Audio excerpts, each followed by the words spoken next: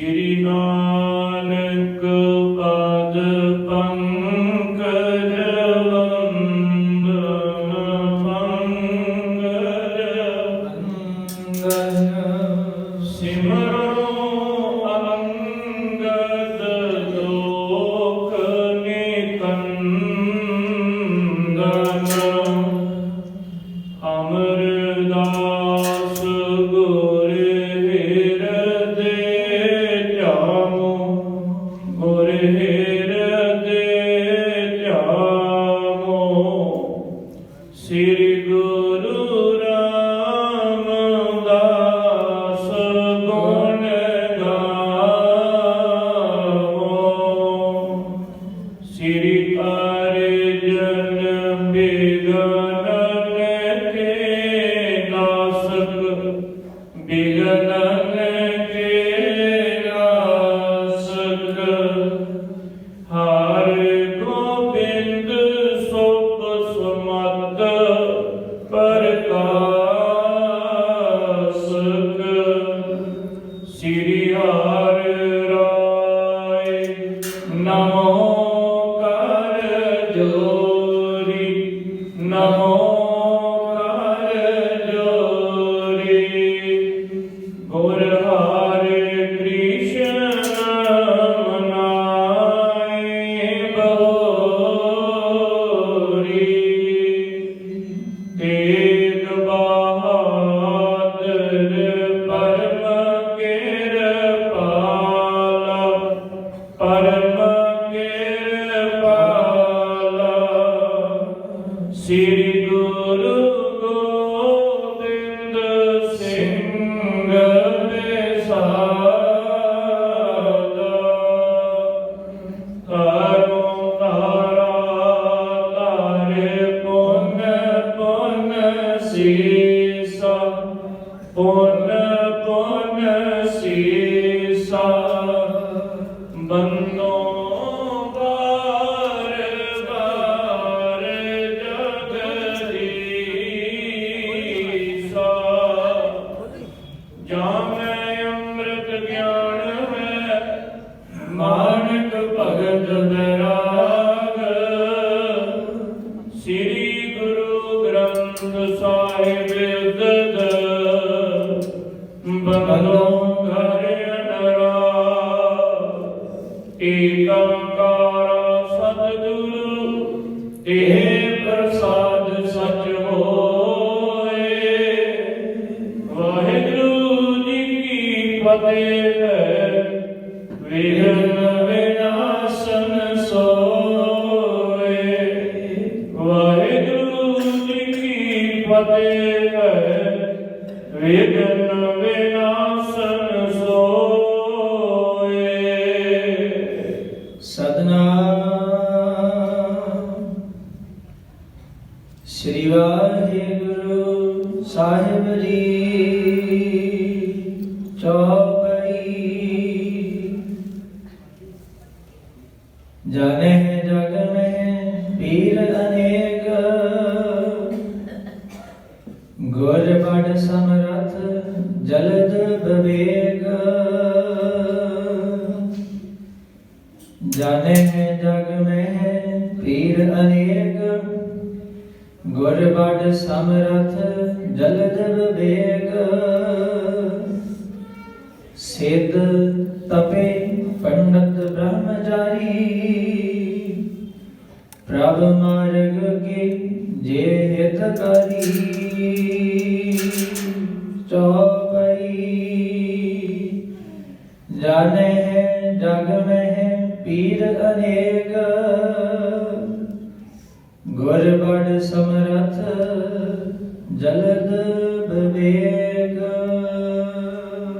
वाहिगुरु जी का खालसा वाहिगुरु जी की फतेह तखत जबर शतर दे मालक हाजरा हजूर सर्व कला भरपूर सर्व जी मन दे कल्याणकारी ज्ञान दे सागर जुगो जुग अटल तन तन साहिब ਸ੍ਰੀ ਗੁਰੂ ਗ੍ਰੰਥ ਸਾਹਿਬ ਮਹਾਰਾਜ ਜੀ ਦੀ ਪਾਵਨ ਪਵਿੱਤਰ ਹਾਜ਼ਰੀ ਅੰਦਰ ਸਜ ਬੈਠੇ ਗੁਰੂ ਰੂਪ ਗੁਰੂ ਖਾਲਸਾ ਸਾਧ ਸੰਗਤ ਜੀ ਆਪ ਵਡਭਾਗੀ ਹੋ।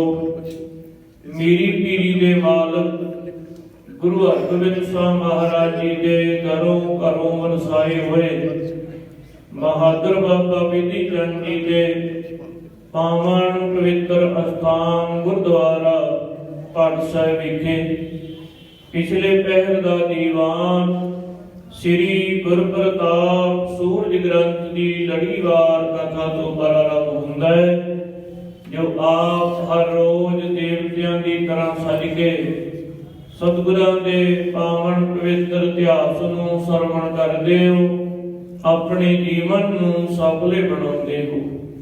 ਲੜੀਵਾਰ ਕਥਾ ਗੁਰੂ ਹਰਗੋਬਿੰਦ ਸਾਹਿਬ ਮਹਾਰਾਜ ਜੀ ਦਾ ਪਾਵਨ ਪਵਿੱਤਰ ਜੀਵਨ ਚੱਲ ਰਿਹਾ ਹੈ, ਜਿਹਦੇ ਵਿੱਚ ਸਤਿਗੁਰੂ ਜੀ ਅੰਮ੍ਰਿਤਸਰ ਦੀ ਧਰਤੀ ਤੇ ਸਜ ਕੇ ਆਈ ਹੋਈ ਸੰਗਤ ਨੂੰ ਦਰਸ਼ਨ ਦੇ ਕੇ ਉਪਦੇਸ਼ ਦੇ ਕੇ ਨਿਹਾਲ ਕਰ ਰਹੇ। ਉੱਥੇ ਨਾਲ ਹੀ ਬਾਬਾ ਗੁਰਦਿੱਤਾ ਜੀ ਨੂੰ ਸ੍ਰੀ ਕੀਰਤਨਪੁਰ ਸਾਹਿਬ ਨਗਰ ਵਸਾਉਣ ਵਾਸਤੇ ਭੇਜਿਆ। ਉਹਨਾਂ ਨੇ ਉੱਥੇ ਜਾ ਕੇ ਨਗਰ ਵਸਾਉਣਾ ਸ਼ੁਰੂ ਕੀਤਾ। ਇਧਰ ਗਰੀਬ ਨਵਾਜ ਆਪਣੇ ਯੋਧਿਆਂ ਨੂੰ ਸ਼ਾਸਤਰ ਵਿਦਿਆ ਦਾ ਅਭਿਆਸ ਕਰਾਉਂਦੇ। ਬੇਅੰਤ ਤਰ੍ਹਾਂ ਦੇ ਸ਼ਾਸਤਰ ਭੇਟਾਂ ਦੇ ਵਿੱਚ ਗੁਰੂ ਸਾਹਿਬ ਜੀ ਨੂੰ ਸੰਗਤ ਅਰਪਣ ਕਰਦੀ ਹੈ। ਸੁੰਦਰ ਸੁੰਦਰ ਘੋੜੇ ਲਿਆ ਕੇ ਗੁਰੂ ਸਾਹਿਬ ਜੀ ਨੂੰ ਅਰਪਣ ਹੁੰਦੇ। ਗੁਰੂ ਸਾਹਿਬ ਜੀ ਕਿਰਪਾ ਕਰਦੇ, ਜੋ ਵੀ ਦਸਾਂ ਨੋਹਾਂ ਦੀ ਕਿਰਤ ਕਮਾਈ ਕਰਕੇ ਦਸਵੰਧ ਦੇ ਵਿੱਚੋਂ ਸ਼ਾਸਤਰ ਘੋੜੇ ਲੈ ਕੇ ਆਉਂਦਾ, ਉਹਨਾਂ ਦੀਆਂ ਸੁਭ ਭਾਵਨਾਵਾਂ ਸਤਿਗੁਰੂ ਜੀ ਪੂਰੀਆਂ ਕਰਦੇ ਹੈ। ਨਾਨਾ ਪ੍ਰਕਾਰ ਦੇ ਐਸੇ ਚਲਤ ਕੌਤਕ ਕਰਦੇ ਹੋਏ ਕੁਝ ਸਮਾਂ ਸਤਿਗੁਰੂ ਜੀ ਜੀਵਾਂ ਦਾ ਉਧਾਰ ਕਰਨ ਵਾਸਤੇ ਜੰਗਲ ਦੇ ਵਿੱਚ ਸ਼ਿਕਾਰ ਖੇਡਣ ਵੀ ਜਾਂਦੇ ਹੋਏ ਹੈ। ਕੁਝ ਫੌਜਾਂ ਨੂੰ ਆਪਣੇ ਆਪਣੇ ਸ਼ਾਸਤਰ ਵਿਦਿਆ ਦੇ ਵਿੱਚ ਮਾਹਰ ਕਰਨ ਵਾਸਤੇ ਕੋਈ ਬੰਦੂਕ ਚਲਾਉਣੀ ਸਿੱਖਦਾ ਹੈ, ਕੋਈ ਤੀਰ ਕਮਾਨ ਲੈ ਕੇ ਸਿੱਖਦਾ ਹੈ, ਕੋਈ ਤਲਵਾਰ ਚਲਾਉਣੀ ਸਿੱਖਦਾ ਹੈ। ਨਾਨਾ ਪ੍ਰਕਾਰ ਦੇ ਸ਼ਾਸਤਰ ਜਿਹੜੇ ਸਿੱਖਾਂ ਨੂੰ ਪਹਿਨਾਏ ਹੋਏ ਹੈ, ਉਹਨਾਂ ਦੇ ਵਾਰ ਵੀ ਗੁਰੂ ਸਾਹਿਬ ਜੀ ਸਿਖਾਉਂਦੇ ਹੈ। ਸੋ ਸਤਿਗੁਰੂ ਜੀ ਸ਼ਿਕਾਰ ਖੇਡਣ ਵਾਸਤੇ ਨਾਨਾ ਪ੍ਰਕਾਰ ਦੀਆਂ ਤਿਆਰੀਆਂ ਕਰਕੇ ਚੜੇ ਹੋਏ ਹੈ। ਤੇ ਸਤਿਗੁਰੂ ਜੀ ਦਾ ਇਹ ਜਸ ਥਾਂ ਪਰ ਥਾਂ ਦੇ ਉੱਪਰ ਫੈਲਿਆ ਹੈ ਕਿ ਗੁਰੂ ਸਰਮੱਥ ਗੁਰੂ ਜੀ ਯੋਧੇ ਵੀ ਹੈ, ਸੂਰਮੇ ਵੀ ਹੈ, ਤੇ ਜਿਨ੍ਹਾਂ ਦੇ ਦਰਸ਼ਨ ਕਰਨ ਦੇ ਨਾਲ ਭਗਤੀ ਦਾ ਗਿਆਨ ਹਿਰਦੇ ਦੇ ਵਿੱਚ ਪ੍ਰਗਟ ਹੁੰਦਾ। ਐਸੇ ਗਰੀਬ ਨਵਾਜ ਇਤੋਂ ਤੀਕ ਆਪ ਜੀ ਨੇ ਪਿਛਲਾ ਪ੍ਰਸੰਗ ਸਰਵਣ ਕੀਤਾ ਸੀ। ਅੱਗੇ ਜਿਵੇਂ ਸਤਿਗੁਰੂ ਜੀ ਜੀਵਾਂ ਦਾ ਉਧਾਰ ਕਰਦੇ ਆ, ਸਿੱਖਾਂ ਨੂੰ ਉਪਦੇਸ਼ ਦੀ ਬਖਸ਼ਿਸ਼ ਕਰਦੇ ਆ, ਇਤੋਂ ਅੱਗੇ ਇਤਿਹਾਸ ਦੀ ਲੜੀਵਾਰ ਕਥਾ ਪ੍ਰਾਰੰਭ ਹੋਣ ਲੱਗੀ ਹੈ। ਆਪ ਸੰਗਤਾਂ ਮਨ ਬਿਰਤੀਆਂ ਇਕਾਗਰ ਕਰਦੇ ਹੋਏ ਬਖਸ਼ੋ ਆਸੀਸ। ਗੱਜ ਕੇ ਬੋਲਣਾ ਕਰੀਏ ਜੀ ਸਤਨਾਮ ਸ੍ਰੀ ਵਾਹਿਗੁਰੂ ਸਾਹਿਬ ਜੀ। ਚੌਪਈ ਜਗ ਮਹਿ ਜਾਣਹਿ ਜਗ ਮਹਿ ਪੀਰ ਅਨੇਕ। ਕਹਿੰਦੇ ਜਗ ਦੇ ਵਿੱਚ ਸਤਿਗੁਰੂ ਜੀ ਨੂੰ ਨਾਨਾ ਪ੍ਰਕਾਰ ਦੇ ਪੀਰ ਤੇ ਫਕੀਰ ਉਹ ਵੀ ਧਿਆਉਂਦੇ ਤੇ ਗੁਰੂ ਸਾਹਿਬ ਜੀ ਦੇ ਦਰਸ਼ਨ ਕਰਨ ਵਾਸਤੇ ਆਉਂਦੇ ਹਨ। ਗੁਰ ਬੜ ਸਮਰੱਥ ਜਲਦ ਵਿਵੇਕ। ਕਹਿੰਦੇ ਗੁਰੂ ਜੀ ਸਮਰੱਥ ਹੈ, ਗਿਆਨ ਦੇ ਸਾਗਰ ਜਾਣੇ ਜਾਂਦੇ ਹਨ। ਸਿੱਧ ਤਪੇ ਪੰਡਤ ਬ੍ਰਹਮਚਾਰੀ। ਕਿਧਰੇ ਸਿੱਧ ਆਉਂਦੇ ਹੈ, ਕਿਧਰੇ ਪੰਡਤ ਲੋਕ ਆਉਂਦੇ, ਕੋਈ ਬ੍ਰਹਮਚਾਰੀ ਆਉਂਦਾ ਹੈ, ਕਿਉਂਕਿ ਆਪਣੇ ਆਪਣੇ ਮਾਰਗ ਤੇ ਚੱਲਦੇ ਪੈਂਦੇ। ਪਰ ਗਿਆਨ ਉਦੋਂ ਹੀ ਪ੍ਰਾਪਤ ਹੁੰਦਾ ਹੈ ਜਦੋਂ ਗੁਰੂ ਨੂੰ ਧਾਰਨ ਕਰੀਦਾ ਹੈ। ਬ੍ਰਹਮਚਾਰੀਆਂ ਦੇ ਦੁਆਰਾ ਸਮਾਧੀਆਂ ਲਾ ਲੈਂਦੇ, ਆਪਣੇ ਆਪਣੇ ਧਰਮ ਦੇ ਅਨੁਸਾਰੀ ਹੋ ਕੇ ਬੈਠ ਜਾਂਦੇ ਹੈ, ਪਰ ਸ਼ਾਂਤੀ ਦੀ ਪ੍ਰਾਪਤੀ ਨਹੀਂ ਹੁੰਦੀ।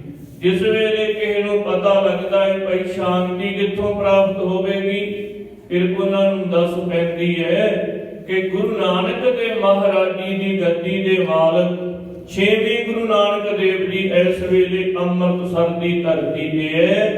ਉਹਨਾਂ ਦੇ ਪਾਸ ਜਾਓ ਤੇ ਉਹ ਤੁਹਾਨੂੰ ਸ਼ਾਂਤੀ ਦੀ ਕਿਰਪਾ ਕਰਕੇ ਦਾਤ ਬਖਸ਼ਣਗੇ। ਕਹਿੰਦੇ ਐਸੇ ਬ੍ਰਹਮਚਾਰੀ ਜਿਹੜੇ ਪ੍ਰਭੂ ਦਾ ਮਾਰਗ ਪਾਉਣ ਵਾਸਤੇ ਉਤਾਵਲੇ ਰਹਿੰਦੇ ਐ। ਪ੍ਰਭ ਮਾਰਗ ਕੀਜੇ ਹਿਤਕਾਰੀ। ਕਹਿੰਦੇ ਜਿਨ੍ਹਾਂ ਨੂੰ ਪ੍ਰਭੂ ਦੇ ਮਾਰਗ ਦੀ ਇੱਛਾ ਹੈ, ਜਿਨ੍ਹਾਂ ਨੂੰ ਪ੍ਰਭੂ ਦੇ ਕੋਲ ਪਹੁੰਚਣ ਦੀ ਬੜੀ ਤੀਬਰ ਛੇਤੀ ਹੈ, ਉਹ ਫਿਰ ਗੁਰੂ ਸਾਹਿਬ ਜੀ ਦੇ ਪਾਸ ਆਉਂਦੇ ਤੇ ਸਤਿਗੁਰੂ ਜੀ ਫਿਰ ਸਿਖਾਉਣ ਤੇ ਸਿੱਧਾ ਗਾਡੀ ਰਸਤਾ ਦੱਸਦੇ ਐ।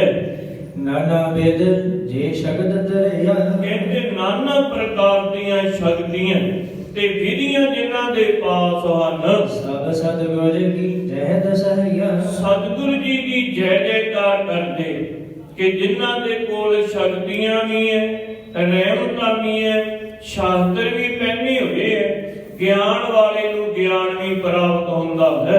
ਸ਼ਰਣੀ ਬਲਿਓ ਆਨ ਕਰ ਜੋ। ਕਹਿੰਦੇ ਜੋ ਜੋ ਵੀ ਸ਼ਰਨ ਪੈਂਦਾ ਸਤਿਗੁਰੂ ਜੀ ਦੀ ਆਣ ਕੇ ਦੋਹੇ ਲੋਗਨ ਸੁਖ ਪਾਵਤ ਸੋ। ਉਹਨਾਂ ਨੂੰ ਦੋਨਾਂ ਲੋਕਾਂ ਦਾ ਸੁਖ ਪ੍ਰਾਪਤ ਹੁੰਦਾ ਹੈ। ਹਾਲਤ ਸੁਖ, ਪਲਤ ਸੁਖ, ਨਿਤ ਸੁਖ ਸਿਮਰਨ ਨਾਮ ਗੋਬਿੰਦ ਕਾ ਸਦਾ ਲੀਜੇ। ਸਤਿਗੁਰੂ ਜੀ ਬਾਣੀ ਜੀ ਵੀ ਕਥਨ ਕਰਦੇ ਆ, ਇੱਥੇ ਉੱਥੇ ਰਖਵਾਲਾ ਪ੍ਰਭ ਸਤਿਗੁਰ ਦੀਨ ਦਿਆਤਾ।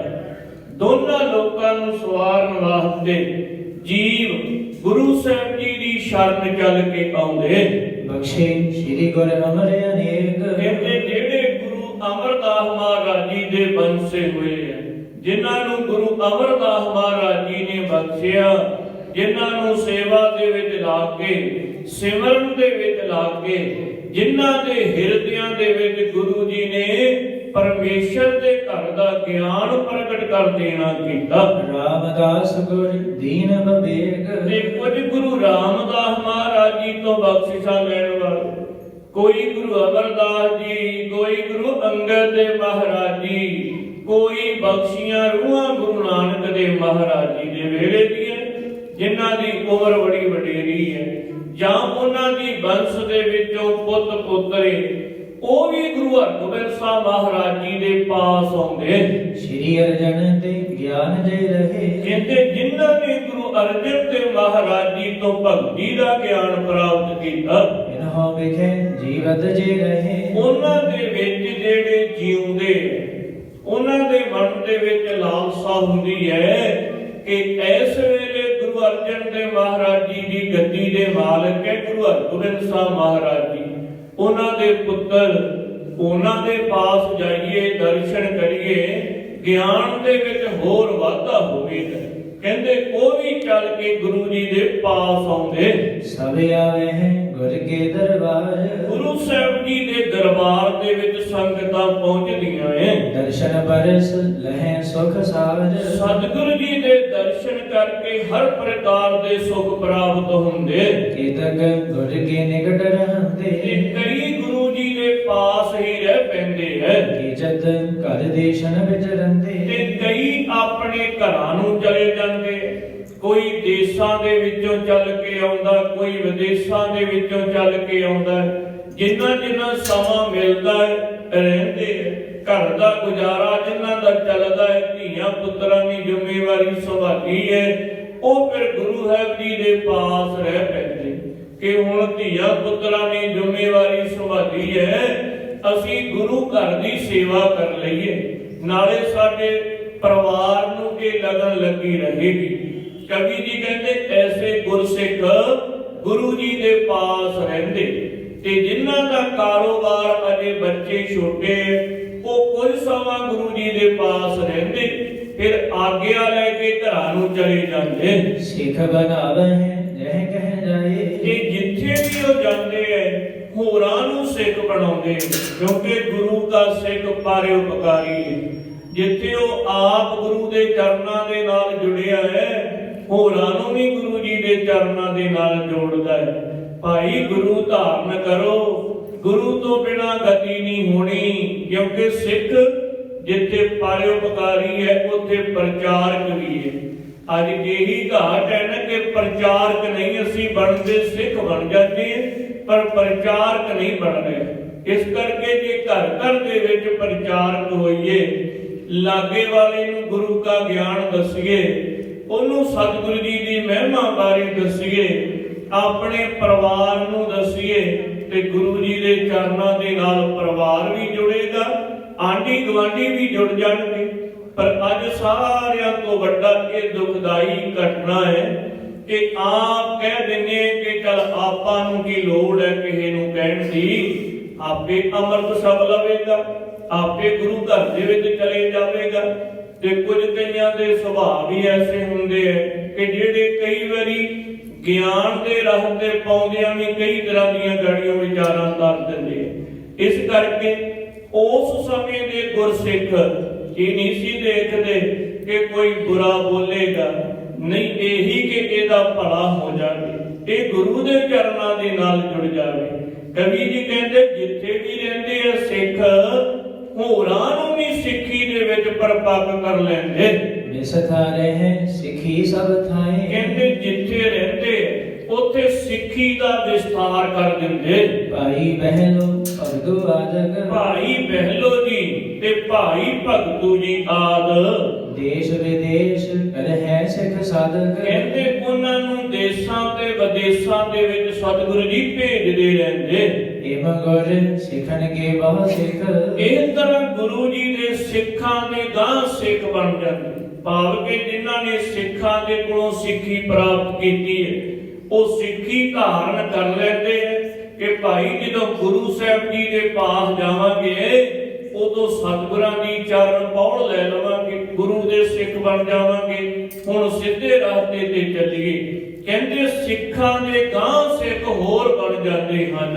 ਉਹੇ ਲਗ ਹੈ ਸਭ ਭੂਤ ਭਵਿਖ, ਕਹਿੰਦੇ ਭੂਤ ਭਵਿੱਖ ਦੇ ਗਿਆਤਾ ਬਣ ਜਾਂਦੇ। ਸਿੱਖ ਜਿਹਨੂੰ ਗਿਆਨ ਮਿਲ ਜਾਂਦਾ ਹੈ ਉਹ ਫਿਰ ਭੂਤ ਤੇ ਭਵਿੱਖ ਦੇ ਗਿਆਤਾ ਵੀ ਹੋ ਜਾਂਦੇ। ਸਾਹਿਬ ਭਾਨਾ ਗੁਰ ਟਿਕ ਰਹਿ, ਬਾਬਾ ਭਾਨਾ ਜੀ, ਬਾਬਾ ਬੁੱਢਾ ਜੀ ਦੇ ਪੁੱਤਰ, ਉਹ ਸਤਿਗੁਰਾਂ ਦੇ ਜ਼ਿਆਦਾ ਪਾਸ ਹੀ ਰਹਿੰਦੇ ਹੈ। ਸੇਵਤ ਬਾਗ ਸੁਣੇ ਅਰਗ ਹੈ, ਉਹ ਸਤਿਗੁਰੂ ਜੀ ਦੇ ਘਰ ਦੀ ਸੇਵਾ ਕਰਦੇ ਰਹਿੰਦੇ ਤੇ ਗੁਰੂ ਸਾਹਿਬ ਜੀ ਦੇ ਪਾਵਨ ਪਵਿੱਤਰ ਬਚਨਾਂ ਨੂੰ ਕੰਨਾਂ ਦੇ ਨਾਲ ਸੁਣਦੇ ਹੈ। ਰਿੰਦ ਮਸੰਦ ਬਿਰੰਦ ਆਨੰਦ, ਕਹਿੰਦੇ ਬੇਅੰਤ ਹੀ ਜਿਹੜੇ ਮਸੰਦ ਹੈ, ਗੁਰੂ ਘਰ ਦੀ ਕਾਰ ਭੇਟਾ ਲਿਆਉਣ ਵਾਲੇ ਹੈ, ਉਹ ਵੀ ਸਤਿਗੁਰਾਂ ਦੇ ਹਜ਼ੂਰ ਰਹਿੰਦੇ ਹੈ। ਧਨ ਗੋਇਆਨ ਗੁਰੂ ਪਦ ਵੰਦਤ, ਤੇ ਜਿਹੜੇ ਗਏ ਹੁੰਦੇ ਹੈ ਉਹ ਜੋੜ ਵੇਲਿਆਂ ਤੇ ਕਾਰ ਭੇਟਾ ਲਿਆਣ ਕੇ ਗੁਰੂ ਜੀ ਨੂੰ ਅਰਪਣ ਕਰ ਦਿੰਦੇ। ਜਹਾਂ ਦੇਸ਼ ਦੇ ਬਹੁ ਗੁਰ ਕੀ ਕਾਰ, ਚਾਰ ਪਾਸਿਆਂ ਤੋਂ ਗੁਰੂ ਕੀ ਕਾਰ ਭੇਟਾ ਸੰਗਤਾਂ ਭੇਜਦੀਆਂ ਰਹਿੰਦੀਆਂ। ਚਲੀ ਆਈ ਕੁਛ ਬਾਜ ਨਾ ਪਾਜ, ਕਹਿੰਦੇ ਬੜੀ ਬੇਅੰਤ ਮਾਇਆ ਹੁੰਦੀ ਹੈ, ਕੋਈ ਜੀ ਦਾ ਪਾਰਾਵਾਰ ਨਹੀਂ ਪਾਇਆ ਜਾ ਸਕਦਾ। ਤੇ ਮਹੀ ਖਰਚ ਹਮੇਸ਼ ਵਿਸ਼ੇਸ਼ੂ, ਤੇ ਉਸੇ ਪ੍ਰਕਾਰ ਦੇ ਨਾਲ ਗੁਰੂ ਘਰ ਦੇ ਖਰਚ ਹੁੰਦੇ, ਕਿਉਂਕਿ ਜਿਵੇਂ ਸੰਗਤਾਂ ਭੇਟਾ ਦਿੰਦੀਆਂ ਓਡੇ ਵੱਡੇ ਗੁਰੂ ਘਰ ਦੇ ਖਰਚ ਬਣ ਜਾਂਦੇ।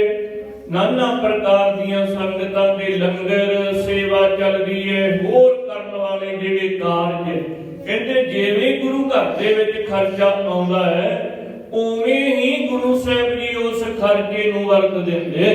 ਕਾਰ ਚਲਾਈ ਮਸੰਦ ਅਸ਼ੀਸ਼ੂ, ਬੇਅੰਤ ਮਸੰਦ ਜਿਹੜੇ ਉਹ ਨਾਨਾ ਪ੍ਰਕਾਰ ਦੀ ਕਾਰ ਭੇਟਾ ਕਰਾਉਂਦੇ ਤੇ ਅੱਗੇ ਕਾਰ ਸੇਵਾ ਕਰਵਾਉਂਦੇ। ਰਹਿ ਦਰੰਗ ਖਰੀਦਣ ਭਾਰੀ, ਬਹੁਤ ਸਿੱਖਾਂ ਦੇ ਵਾਸਤੇ ਘੋੜੇ ਖਰੀਦ ਕੇ ਲਿਆਉਣੇ ਪੈਂਦੇ। ਕਰਦਹਿ ਦੇਗ ਅਜਹ ਨਰ ਸਾਰੇ, ਤੇ ਗੁਰੂ ਘਰ ਦੇ ਵਿੱਚ ਲੰਗਰ ਅਟੁੱਟ ਵਰਤਦਾ ਹੀ ਰਹਿੰਦਾ। ਜਗ ਮਹਿ ਦੋਨੋਂ ਵਸਤੂ ਸਾਜ, ਜਗ ਦੇ ਵਿੱਚ ਇਹ ਦੋਨੋਂ ਵਸਤੂਆਂ ਜਿਹੜੀਆਂ ਇਹ ਤਤ ਸਾਰ ਦੇ ਨਾਲ ਪ੍ਰਤੱਖ ਹਨ। ਦੇਗ ਜੋ ਦੇਗ ਕਰਨ ਜੈਕਾਰ, ਕਵੀ ਜੀ ਕਹਿੰਦੇ ਦੇਗ ਤੇ ਤੇਗ, ਦੇਗ ਗੁਰੂ ਦਾ ਲੰਗਰ ਹਰ ਵੇਲੇ ਅਟੁੱਟ ਵਰਤਦਾ ਸਤਿਗੁਰਾਂ ਦੇ ਪਾਸ, ਤੇ ਤੇਗ ਦੇ ਵੀ ਧਣੀ ਗੁਰੂ ਹਰਗੋਬਿੰਦ ਸਾਹਿਬ ਮਹਾਰਾਜ ਜੀ, ਜਿੱਥੇ ਪਹਿਲੇ ਦੇਗ ਹੀ ਵਰਤਦੀ ਸੀ ਗੁਰੂ ਦਾ ਲੰਗਰ, ਉੱਥੇ ਗੁਰੂ ਹਰਗੋਬਿੰਦ ਸਾਹਿਬ ਮਹਾਰਾਜ ਜੀ ਨੇ ਮੀਰੀ ਤੇ ਪੀਰੀ ਦੀਆਂ ਤੇਗਾਂ ਪਾ ਲਈਆਂ।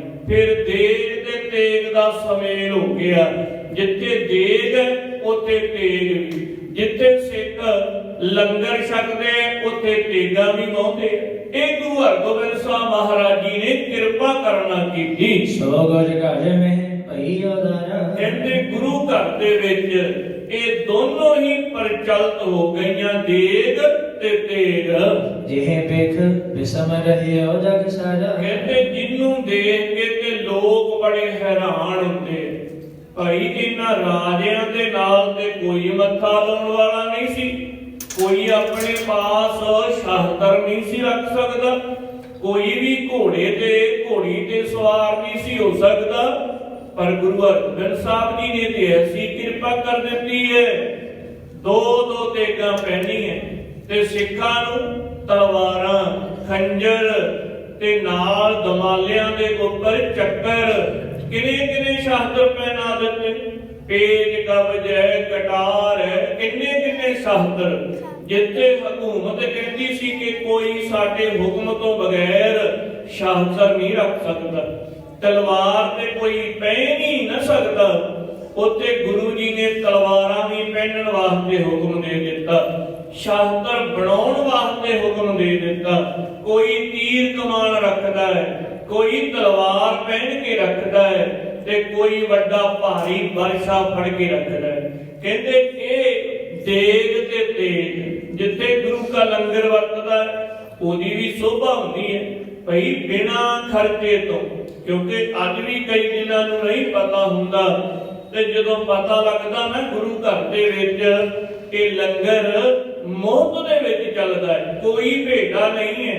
ਜਿਹੜਾ ਮਰਜੀ ਜਾਤ ਧਰਮ ਦੇ ਨਾਲ ਸੰਬੰਧਿਤ ਹੋਵੇ, ਚੌਂਕੜਾ ਮਾਰ ਕੇ ਬੈਠ ਜਾਵੇ, ਉਹਨੂੰ ਰਜਵਾ ਭੋਜਨ ਮਿਲੇਗਾ, ਜੋ ਵੀ ਲੰਗਰ ਦੇ ਵਿੱਚ ਵਰਤਦਾ ਹੋਵੇਗਾ। ਉਹ ਦੇਗ ਤੇ ਤੇਗ ਦੀ ਹੁਣ ਹਰ ਥਾਂ ਚਰਚਾ ਹੋਣ ਲੱਗੀ ਕਿ ਭਾਈ ਮੇਰਾ ਸਤਿਗੁਰੂ ਜੀ ਤੇਗਾਂ ਹੀ ਨਹੀਂ ਹੋਂਦੇ, ਤੇਗਾਂ ਹੀ ਨਹੀਂ ਪਾ ਕੇ ਦਿਖਾਉਂਦੇ। ਭਾਈ ਉੱਥੇ ਲੰਗਰ ਵੀ ਹਰ ਵੇਲੇ ਚਾਲੂ ਰਹਿੰਦਾ, ਜਿਹੜਾ ਮਰਜੀ ਕੋਈ ਛਕਣਾ ਕਰੇ। ਕਹਿੰਦੇ ਇਹ ਉਸਤਤ ਗੁਰੂ ਹਰਗੋਬਿੰਦ ਸਾਹਿਬ ਮਹਾਰਾਜ ਜੀ ਦੀ ਥਾਂ ਪਰ ਥਾਂ ਦੇ ਉੱਪਰ ਫੈਲ ਜਾਣਾ ਕੀਤੀ। ਇੱਕ ਦਿਨ ਸਤਿਗੁਰ ਚੜੇ ਸ਼ਿਕਾਰ। ਇੱਕ ਦਿਨ ਸਤਿਗੁਰੂ ਜੀ ਸ਼ਿਕਾਰ ਖੇਡਣ ਵਾਸਤੇ ਚੱਲ ਪਏ। ਭਏ ਸੰਗ ਦਬ ਸੁਭੜ ਹਜ਼ਾਰ। ਹਜ਼ਾਰਾਂ ਹੀ ਸੂਰਮੇ ਸਤਿਗੁਰੂ ਜੀ ਨੇ ਨਾਲ ਲੈ ਲੈਣਾ ਕੀਤੇ। ਵਿਧਿਆ ਜੇਠਾ ਸਾਹਿਬ ਭਾਨਾ। ਭਾਈ ਵਿਧੀ ਚੰਦ ਜੀ, ਭਾਈ ਜੇਠਾ ਜੀ ਤੇ ਬਾਬਾ ਭਾਨਾ ਜੀ ਵੀ ਨਾਲ ਗਏ। ਸਾਧੂ ਪੈਂਦੇ ਖਾਨ ਬਿਆਨਾ। ਕਹਿੰਦੇ ਪੈਂਦੇ ਖਾਂ ਤੇ ਸਤਿਗੁਰਾਂ ਦੇ ਜਵਾਈ ਸਾਧੂ ਜੀ, ਉਹ ਵੀ ਸਤਿਗੁਰਾਂ ਦੇ ਨਾਲ ਗਏ। ਇਹਦੇ ਆਦਿਕ ਸਭ ਗੁਰ ਕੇ ਸੰਗ। ਕਹਿੰਦੇ ਇਤ ਆਦਿਕ ਹੋਰ ਵੀ ਸਤਿਗੁਰਾਂ ਦੇ ਮੁਖੀ ਸਿੱਖ ਜਿਹੜੇ ਹੈ ਉਹ ਵੀ ਸਤਿਗੁਰਾਂ ਦੇ ਨਾਲ ਹਨ। ਚਲੇ ਗੋਦਾਵਤ ਚਬਲਤ ਰੰਗ। ਕਹਿੰਦੇ ਆਪਣੇ ਆਪਣੇ ਘੋੜਿਆਂ ਤੇ ਸਵਾਰ ਹੋ ਕੇ ਉਹਨਾਂ ਨੂੰ ਨਚਾਉਂਦੇ ਤੇ ਟਪਾਉਂਦੇ ਜਾਂਦੇ ਹੈ। ਰਾਤ ਹੋਤੀ ਬਿਜਲੀ ਉਦਿਆਨ। ਕਹਿੰਦੇ ਸਤਿਗੁਰੂ ਜੀ ਜੰਗਲ ਦੇ ਵਿੱਚ ਇੱਧਰ ਉੱਧਰ ਵਿਚਰਦੇ। ਜਬ ਲੋ ਕਾਮਨਾ ਭਇਓ ਮਹਾਨ। ਕਹਿੰਦੇ ਜਿੰਨਾ ਚਿਰ ਹਨੇਰਾ ਨਹੀਂ ਹੋ ਜਾਂਦਾ, ਸਨੇ ਸਨੇ ਸੋਕਰ ਉਠਵਾਏ। ਕਹਿੰਦੇ ਬੜੇ ਸੂਰ ਮਾਰਨਾ ਕੀਤੇ। ਗ੍ਰਾਮ ਵਡਾਲੀ ਕੋ ਜਲ ਆਏ। ਤੇ ਵਡਾਲੀ ਨਗਰ ਦੇ ਵਿੱਚ ਸਤਿਗੁਰੂ ਜੀ ਚਲੇ ਗਏ। ਜਾਨ ਤਬਰ ਤੋਂ ਉਦਰ ਭਰੀ ਹੈ। ਕਹਿੰਦੇ ਸ਼ਾਮ ਦਾ ਵੇਲਾ ਹੋ ਗਿਆ ਤੇ ਸਤਿਗੁਰੂ ਜੀ ਨੇ ਉੱਥੇ ਹੀ ਡੇਰਾ ਲਾ ਲਿਆ। ਨਾਨਾ ਬਾਂਧ ਆਹਾਰ ਕਰੀ ਹੈ। ਕਹਿੰਦੇ ਨਾਨਾ ਪ੍ਰਕਾਰ ਦੇ ਜਿਹੜੇ ਭੋਜਨ ਉਹ ਸਿੱਖਾਂ ਨੇ ਤਿਆਰ ਕੀਤੇ। ਸ੍ਰੀ ਹਰਿਗੋਬਿੰਦ ਜਨਮ ਸਥਾਨ। ਕਹਿੰਦੇ ਸ੍ਰੀ ਗੁਰੂ ਹਰਗੋਬਿੰਦ ਮਹਾਰਾਜ ਜੀ ਦਾ ਜਨਮ ਅਸਥਾਨ, ਜਿੱਥੇ ਗੁਰੂ ਹਰਗੋਬਿੰਦ ਸਾਹਿਬ ਮਹਾਰਾਜ ਜੀ ਨੇ ਅਵਤਾਰ ਧਾਰਨਾ ਕੀਤਾ, ਉਸ ਜਗ੍ਹਾ ਦੇ ਲਾਗੇ ਹੀ ਡੇਰਾ ਕਰ ਲਿਆ। ਜਿਸ ਦੇਖਣ ਤੇ ਪੁੰਨ ਮਹਾਨ। ਕਵੀ ਜੀ ਕਹਿੰਦੇ ਜਿਹੜੇ ਅਸਥਾਨ ਦੇ ਦਰਸ਼ਨ ਕਰਨ ਦੇ ਨਾਲ ਪੁੰਨਾਂ ਦੇ ਵਿੱਚ ਵਾਧਾ ਹੁੰਦਾ ਹੈ, ਉੱਥੇ ਗੁਰੂ ਜੀ ਫੌਜਾਂ ਦੇ ਸਮੇਤ ਡਟ ਗਏ। ਗਏ ਸਗਲ ਹੀ ਦਰਸ਼ਨ ਕਰਵੇ। ਸਾਰਿਆਂ ਸਿੱਖਾਂ ਨੇ ਗੁਰੂ ਸਾਹਿਬ ਜੀ ਦੇ ਜਨਮ ਅਸਥਾਨ ਦੇ ਦਰਸ਼ਨ ਕੀਤੇ। ਬੰਦਨ ਕਰੇ ਹੈ ਭਾਉ ਵੜ ਤਰਵੇ। ਕਹਿੰਦੇ ਪ੍ਰੇਮੀ ਸਿੱਖ ਬੜੀ ਭਾਵਨਾ ਦੇ ਨਾਲ ਉਸ ਪਵਿੱਤਰ ਜਗ੍ਹਾ ਦੇ ਦਰਸ਼ਨ ਕਰਕੇ ਨਮਸਕਾਰ ਕਰਦੇ। ਭਾਨਾ ਸਾਧੂ ਆਦਿਕ ਜਾਏ, ਬਾਬਾ ਭਾਨਾ ਜੀ, ਭਾਈ ਸਾਧੂ ਜੀ ਆਦਿਕ ਵੀ ਗਏ ਹਨ। ਭਈ ਭੀੜ ਵਿਖੇ ਆਨੰਦ ਪਾਏ, ਕਹਿੰਦੇ ਬਹੁਤ ਵੱਡੀ ਭੀੜ ਹੋ ਗਈ। ਸਭਨ ਸੁਨਾਏ ਗੁਰੂ ਦਬ ਕਹੇ, ਸਤਿਗੁਰੂ ਜੀ ਨੇ ਸਾਰਿਆਂ ਸਿੱਖਾਂ ਤੇ ਜਿਹੜੀ ਲਾਗੋ ਸੰਗਤ ਦਰਸ਼ਨਾਂ ਨੂੰ ਆਈ ਸਭ ਨੂੰ ਬਿਠਾ ਕੇ ਤੇ ਸਤਿਗੁਰੂ ਜੀ ਨੇ ਬਚਨ ਸੁਣਾਉਣਾ ਕੀਤੇ। ਇਹ ਠਾ ਜਨਮ ਸੋ ਖੇਲਤ ਰਹੇ, ਸਤਿਗੁਰੂ ਜੀ ਕਹਿੰਦੇ ਭਾਈ ਇਹ ਸਾਡਾ ਜਨਮ ਵਾਲਾ ਅਸਥਾਨ ਹੈ ਤੇ ਇਹਨਾਂ ਗਲੀਆਂ ਦੇ ਵਿੱਚ ਅਸੀਂ ਛੋਟੇ ਹੁੰਦੇ ਖੇਡਦੇ ਰਹੇ ਹਾਂ। ਰਿਗਮਾਨ ਹੋਇਆ ਜਗ ਵਿਹਾਰੇ, ਕਹਿੰਦੇ ਇੱਥੇ ਬੜੇ ਨਾਨਾ ਪ੍ਰਕਾਰ ਦੇ ਅਸੀਂ ਖੇਡਾਂ ਕਰਨਾ ਕੀਤੀਆਂ। ਸਨੇ ਸਨੇ ਜਲ ਪਗ ਬਲ ਧਾਰੇ, ਕਹਿੰਦੇ ਸਨੀ ਸਨੀ ਅਸੀਂ ਜਦੋਂ ਚੱਲਣਾ ਸਿੱਖਿਆ ਹੈ ਨਾ, ਸਤਿਗੁਰੂ ਜੀ ਕਹਿੰਦੇ ਉਦੋਂ ਅਸੀਂ ਬੜੇ ਹੌਲੀ ਹੌਲੀ ਕਦਮਾਂ ਦੇ ਨਾਲ ਇਹਨਾਂ ਗਲੀਆਂ ਦੇ ਵਿੱਚ ਵਿਚਰਦੇ ਰਹੇ। ਸੁਣ ਭਾਨੇ ਕਰ ਜੋਰ ਬਖਾਨਾ, ਬਾਬਾ ਭਾਨਾ ਜੀ ਨੇ ਗੁਰੂ ਜੀ ਨੂੰ ਹੱਥ ਜੋੜ ਕੇ ਬੇਨਤੀ ਕੀਤੀ। ਜਿਵੇਂ ਬ੍ਰਿਜ ਵਿਚਰੇ ਪਾਵਨ ਥਾਨਾ, ਸਤਿਗੁਰੂ ਜੀ ਜਿਵੇਂ ਇਸ ਗਲੀਆਂ ਦੇ ਵਿੱਚ ਆਪ ਵਿਚਰਦੇ ਰਹੇ ਹੋ ਤਥਾ ਭੂਮਿਕਾ ਇਹੀ ਸੁਹਾਵੇ, ਤੇ ਸਤਿਗੁਰੂ ਜੀ ਤਾਂ ਹੀ ਇਸ ਧਰਤੀ ਦੀ ਇੰਨੀ ਸੋਭਾ ਹੈ ਜਿੱਥੇ ਦਰਸ਼ਨ ਕਰਨ ਦੇ ਨਾਲ ਮਨ ਨੂੰ ਸ਼ਾਂਤੀ ਆ ਜਾਂਦੀ ਹੈ, ਮਨ ਦੇ ਵਿੱਚ ਆਨੰਦ ਉਤਪੰਨ ਹੁੰਦਾ ਹੈ। ਕਿਉਂਕਿ ਆਪ ਜੀ ਨੇ ਇੱਥੇ ਅਵਤਾਰ ਧਾਰਿਆ ਹੈ, ਸਾਹਿਬਾਂ ਦੇ ਚਰਨ ਪਏ। ਬਾਬਾ ਭਾਨਾ ਜੀ ਕਹਿੰਦੇ ਤਾਂ ਹੀ ਸਤਿਗੁਰੂ ਜੀ ਇਹ ਧਰਤੀ ਸੋਹਣੀ ਲੱਗਦੀ ਹੈ। ਦਰਸ਼ਨ ਦੇ ਅਗ ਓਗਣ ਸਾਵੇ, ਜਿਹਦੇ ਦਰਸ਼ਨ ਕਰਨ ਦੇ ਨਾਲ ਪਾਪਾਂ ਦਾ ਨਾਸ ਹੋ ਜਾਂਦਾ। ਰਹਾ ਟਿਕੇ ਤੀਨ ਵਿਸਰਾਮ, ਕਹਿੰਦੇ ਉੱਥੇ ਠਹਿਰ ਕੇ ਕੁਝ ਸਮਾਂ ਵਿਸਰਾਮ ਕਰਨਾ ਕੀਤਾ। ਜਬ ਦਿਨ ਰਹਿਓ ਸਵਾ ਇੱਕ ਜਾਮ, ਜਦੋਂ ਦਿਨ ਸਵਾ ਪਹਿਰ ਰਹਿ ਗਿਆ ਹੈ, ਕੋ ਪਛੇ ਹਠੇ ਕੋ ਜਲ ਗਏ, ਛਿਆਟੇ ਖੂਹ ਦੇ ਕੋਲ ਚਲੇ ਗਏ, ਜਿਹੜਾ ਕਿ ਗੁਰੂ ਅਰਜਨ ਦੇਵ ਮਹਾਰਾਜ ਜੀ ਨੇ 6 ਹਰਟਾਂ ਵਾਲਾ ਖੂਹ ਲਵਾਇਆ ਸੀ। ਸਤਿਗੁਰਾਂ ਦੇ ਅਵਤਾਰ ਧਾਰਨ ਦੀ ਯਾਦ ਦੇ ਵਿੱਚ, ਖੁਸ਼ੀ ਦੇ ਵਿੱਚ ਕਿ ਸੰਗਤਾਂ ਜਲ ਛਕਣਗੀਆਂ, ਇਸ਼ਨਾਨ ਕਰਨਗੀਆਂ, ਬੜਾ ਵੱਡਾ ਪੁੰਨ ਜਾਣ ਕੇ। ਕਹਿੰਦੇ ਉਸ ਖੂਹ ਦੇ ਜਾ ਕੇ ਫਿਰ ਸਾਰਿਆਂ ਨੇ ਦਰਸ਼ਨ ਕੀਤੇ। ਜਲ ਪਾਨ ਕਰ ਸੋਜਣ ਕੀਏ, ਸਭ ਨੇ ਉੱਥੋਂ ਦਾ ਜਲ ਲੈ ਕੇ ਛਕਣਾ ਕੀਤਾ। ਅਧਿਕ ਕਾਮ ਤੇ ਕਰਹਿ ਸ਼ਨਾਨ, ਕਹਿੰਦੇ ਬਹੁਤ ਗਰਮੀ ਜਾਣ ਕੇ ਸਤਿਗੁਰੂ ਜੀ ਨੇ ਵੀ ਤੇ ਸਿੱਖਾਂ ਨੇ ਵੀ ਖੂਹ ਦੇ ਜਲ ਦੇ ਨਾਲ ਇਸ਼ਨਾਨ ਕੀਤਾ। ਜਲ ਸਰੀਰ ਪਰ ਪਾਈ ਮਹਾਨ, ਸਤਿਗੁਰੂ ਜੀ ਨੇ ਆਪਣੇ ਸਰੀਰ ਦੇ ਉੱਪਰ ਖੂਹ ਦਾ ਠੰਡਾ ਜਲ ਸਿੱਖਾਂ ਨੂੰ ਕਹਿ ਕੇ ਤੇ ਬਹੁਤ ਪਵਾਉਣਾ ਕੀਤਾ। ਨਿਰਮਲ ਤੇ ਬਹੁ ਸੀਤਲ ਭਏ, ਕਹਿੰਦੇ ਐਸਾ ਨਿਰਮਲ ਸਵਸ ਜਲ ਪੀਣ ਦੇ ਨਾਲ ਮਨ ਦੇ ਵਿੱਚ ਸ਼ਾਂਤੀ ਆ ਜਾਂਦੀ। ਐਸਾ ਖੂਹ ਗੁਰੂ ਅਰਜਨ ਦੇਵ ਮਹਾਰਾਜ ਜੀ ਨੇ ਲਵਾਇਆ, ਜਿਹਦੇ ਤੇ ਪਰਮ ਪਿਆਰੇ ਸਿੱਖਾਂ ਨੇ ਸੇਵਾ ਕੀਤੀ, ਸੰਗਤਾਂ ਨੇ ਸੇਵਾ ਕੀਤੀ। ਉਹ ਖੂਹ ਦਾ ਜਲ ਕਹਿੰਦੇ ਬੜਾ ਸਵਸ ਹੈ, ਬੜਾ ਮਿੱਠਾ ਹੈ, ਬੜਾ ਠੰਡਾ ਹੈ, ਸਭ ਨੇ ਛਕਣਾ ਕੀਤਾ। ਮਨ ਭਾਵਤ ਜਲ ਉਪਰ ਪਾਈ, ਕਹਿੰਦੇ ਮਨ ਭਾਉਂਦਾ ਸਭ ਨੇ ਆਪਣੇ ਸਰੀਰਾਂ ਦੇ ਉੱਪਰ ਜਲ ਪਾ ਕੇ ਇਸ਼ਨਾਨ ਕੀਤਾ। ਵਸਤਰ ਸ਼ਸਤਰ ਪਹਿਰਤ ਸਵਧਾਨ, ਫਿਰ ਆਪਣੇ ਬਸਤਰ ਤੇ ਸ਼ਸਤਰ ਪਹਿਨ ਕੇ ਸਾਵਧਾਨ ਹੋ ਗਏ। ਸ਼ੋਭਤ ਸੁਭਟਨ ਸਾਥ ਮਹਾਨ, ਕਹਿੰਦੇ ਬੇਅੰਤ ਹੀ ਸੂਰਮੇ ਜਿਹੜੇ ਸ਼ਸਤਰ ਪਹਿਨ ਕੇ ਸਾਵਧਾਨ ਹੋ ਗਏ। ਇਕ ਰਾਗ ਚਲ ਕਰ ਦਬ ਆਇਓ, ਉਹਨੇ ਚਿਰ ਨੂੰ ਇੱਕ ਕਿਸਾਨ ਆਇਆ, ਜਿਹੜਾ ਉਤੋਂ ਦਾ ਜ਼ਿਮੀਂਦਾਰ ਹੈ। ਉਹ ਸਤਿਗੁਰੂ ਜੀ ਨੂੰ ਦੇਖਿਆ ਉਹਨੇ ਕਿ ਗਰੀਬ ਨਵਾਜ ਆਏ ਫੌਜਾਂ ਦੇ ਸਮੇਤ। ਉਸ ਕਿਸਾਨ ਨੇ ਆਣ ਕੇ ਗੁਰੂ ਜੀ ਦੇ ਅੱਗੇ ਬੇਨਤੀ ਕੀਤੀ। ਹਾਥ ਜੋੜ ਕਰ ਬਾਤ ਸੁਣਾਇਓ, ਕਹਿੰਦੇ ਹੱਥ ਜੋੜ ਕੇ ਤੇ ਆਪਣੀ ਵੇਦਨਾ ਸੁਣਾਈ। ਮਹਾਰਾਜ ਇੱਕ ਸੁਗਰ ਭਾਰਾ, हे ਮਹਾਰਾਜ, ਇਹ ਜਿਹੜੀ ਜਗ੍ਹਾ ਤੇ ਆਪ ਸਜੇ ਹੋ, ਇੱਥੇ ਨਜ਼ਦੀਕ ਹੀ ਇੱਕ ਬੜਾ ਵੱਡਾ ਸੂਰ ਰਹਿੰਦਾ ਹੈ। ਰਹਿ ਸਦਾ ਕਿਖ ਬਿਰੰਦ ਉਜਾੜਾ, ਸਤਿਗੁਰੂ ਜੀ ਉਹ ਬੜਾ ਉਜਾੜਾ ਕਰਦਾ ਹੈ, ਫਸਲਾਂ ਉਜਾੜ ਦਿੰਦਾ ਹੈ। ਕਿਉਂਕਿ ਸੂਰ ਮਿੱਟੀ ਦੇ ਵਿੱਚੋਂ ਪੁੱਟ ਕੇ ਜੜ੍ਹਾਂ ਆਦਿਕ ਖਾਂਦੇ ਹਨ। ਤੇ ਮਿੱਟੀ ਨੂੰ ਐ ਫਰੋਲ ਦਿੰਦੇ ਆ ਜਿਵੇਂ ਹਲ ਵਾਇਆ ਹੋਵੇ, ਤੇ ਉਹ ਫਸਲਾਂ ਬਰਬਾਦ ਕਰ ਦਿੰਦੇ। ਤੇ ਜਿਹੜੇ ਭੂਤਰੇ ਸੂਰ ਹੁੰਦੇ ਆ ਬਹੁਤੇ ਮੋਟੇ ਤਾਜੇ, ਉਹ ਤੇ ਫਿਰ ਫੂਕਾਂ ਮਾਰਦੇ, ਉਦਾਂ ਹੀ ਕਣਕਾਂ ਦੇ ਵਿੱਚ ਲਿਟਦੇ ਰਹਿੰਦੇ, ਕਿਉਂਕਿ ਸੂਰ ਦੀ ਜਾਤ ਹੀ ਐਸੀ ਹੈ ਨਾ। ਭਗਤ ਜੀ ਵੀ ਕਹਿੰਦੇ ਸਾਖਤ ਤੇ ਸੂਕਰ ਭਲਾ ਰਾਖੈ ਆਸਾ ਗਾਓ, ਉਹ ਸਾਖਤ ਬੱਪਰਾ ਮਰ ਗਿਆ ਕੋਈ ਨਾ ਰਹਿ ਨਾਓ। ਭਗਤ ਜੀ ਕਹਿੰਦੇ ਜਿਹੜਾ ਸਾਖਤ ਪੁਰਸ਼ ਹੈ ਨਾ, ਕਿਸੇ ਦੇ ਕੀਤੇ ਨੂੰ ਭੁਲਾ ਦੇਣਾ, ਕਿਸੇ ਦੇ ਨਾਲ ਬੁਰਾ ਕਰਨਾ, ਭਗਤ ਜੀ ਕਹਿੰਦੇ ਉਹਦੇ ਨਾਲ ਤੇ ਸੂਰ ਚੰਗਾ ਹੈ ਨਾ। ਜਿਹੜਾ ਸਫਾਈ ਤੇ ਕਰ ਦਿੰਦਾ ਹੈ ਨਾ, ਜਿਹੜੇ ਨਗਰ ਦੇ ਵਿੱਚ ਹੋਵੇ ਸ਼ਹਿਰ ਦੇ ਵਿੱਚ ਹੋਵੇ, ਉਹ ਸਫਾਈ ਕਰ ਦਿੰਦਾ। ਕਹਿੰਦੇ ਜਿਹੜਾ ਸਾਖਤ ਮਨੁੱਖ ਹੈ ਉਹਦੇ ਨਾਲੋਂ ਸੂਰ ਚੰਗਾ ਹੈ। ਕੋਈ ਕੰਮ ਤੇ ਕਰਦਾ ਹੈ ਨਾ ਭਲੇ ਦਾ, ਗਲੀਆਂ ਦੇ ਵਿੱਚ ਉਹ ਗੰਦ ਜਿਹੜਾ ਸਫਾਈ ਕਰ ਦਿੰਦਾ। ਤੇ ਸਾਖਤ ਉਹ ਕੈਸਾ ਹੈ? कबीर साकत ऐसा है जैसी लसन की खान, कोने बैठे खाइए प्रगट होए निदान। वो तो पता लग ही जाता है, चाहे वो झूठ मारे चाहे निंदिया करे, ਉਹਦੇ ਜਿਹੜੇ ਔਗਣ ਹੈ ਪ੍ਰਗਟ ਹੋ ਹੀ ਜਾਂਦੇ।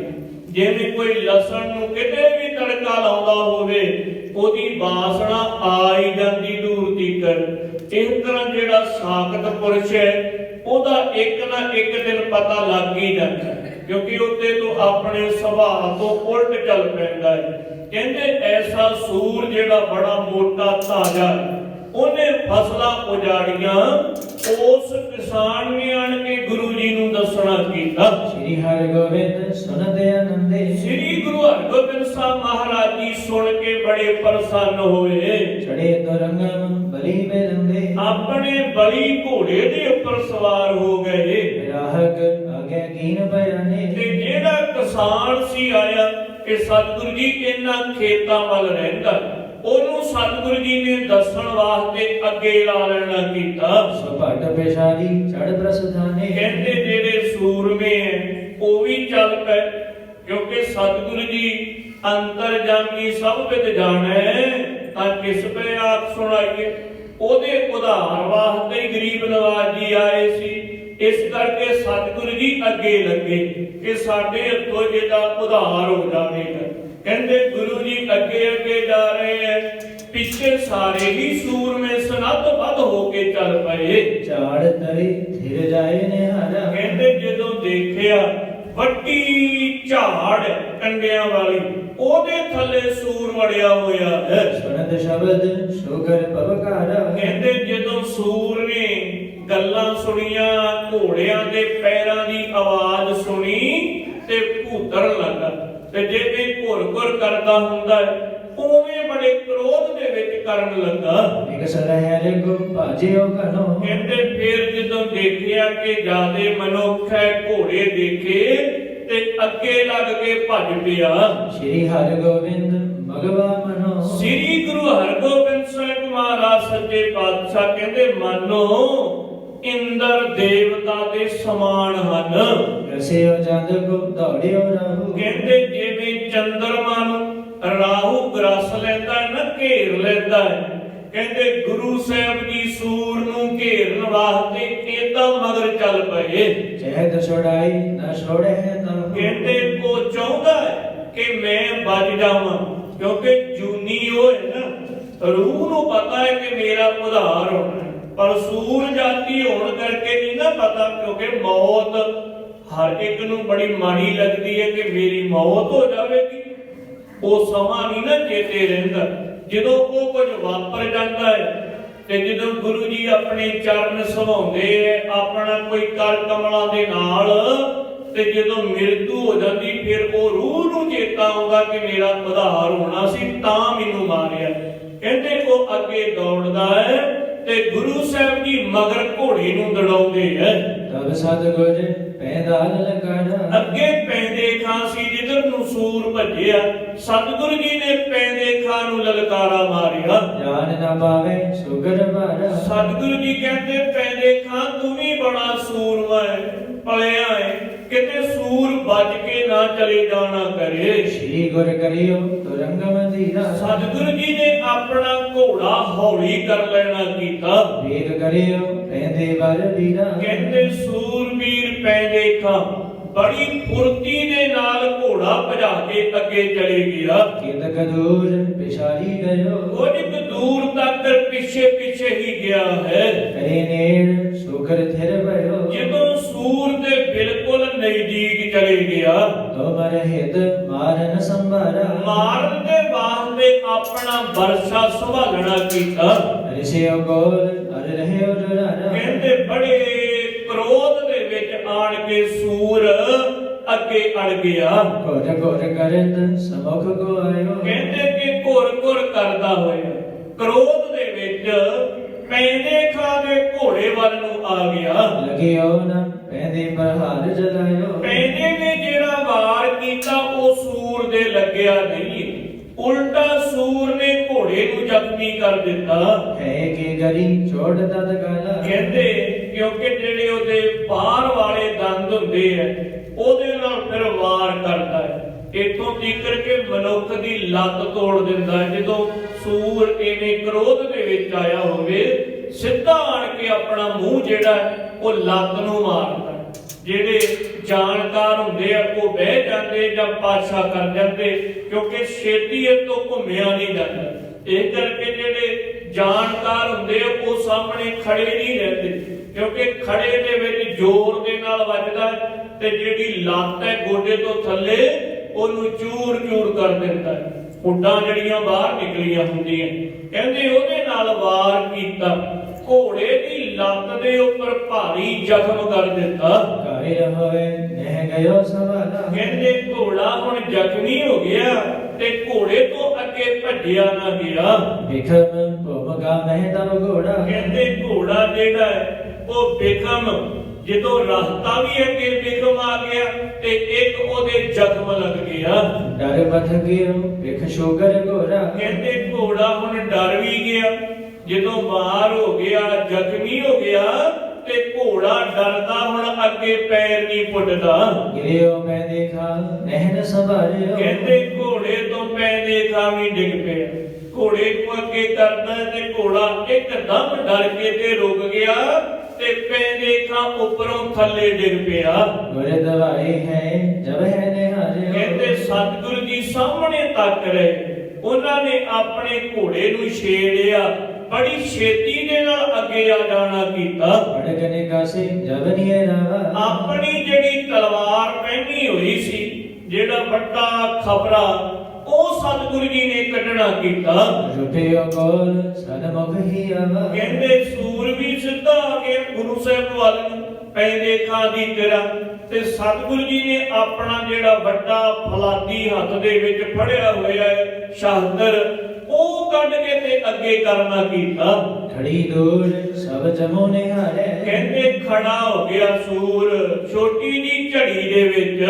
गुरु बिना अब कौन है मारे ਕਹਿੰਦੇ ਗੁਰੂ ਤੋਂ ਬਿਨਾ ਹੁਣ ਕੌਣ ਹੈ ਜਿਹੜਾ ਅੱਗੇ ਆਵੇ, ਕਿਉਂਕਿ ਗੁਰੂ ਸਾਹਿਬ ਜੀ ਕੋਈ ਸ਼ੇਰ ਦਾ ਸ਼ਿਕਾਰ ਕਰਦੇ ਐ, ਐਸੇ ਬੜੀ ਭੂਤਰੇ ਜਾਨਵਰ ਦਾ ਸ਼ਿਕਾਰ ਕਰਦੇ ਆਪਣੇ ਤੇਗੇ ਦੇ ਨਾਲ।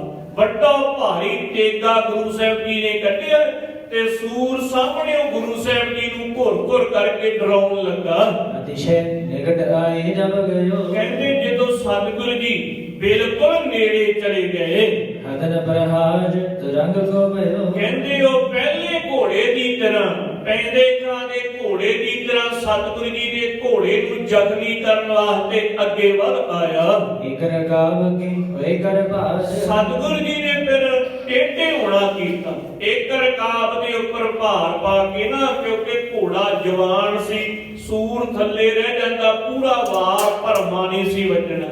ਇਸ ਕਰਕੇ ਸਤਿਗੁਰੂ ਜੀ ਨੇ ਟੇਢੇ ਹੋ ਕੇ ਇੱਕ ਰਕਾਬ ਦੇ ਉੱਪਰ ਭਾਰ ਪਾ ਕੇ ਇੱਕ ਹੱਥ ਦੇ ਨਾਲ ਆਪਣਾ ਤੇਗਾ ਸੰਭਾਲਣਾ ਕੀਤਾ।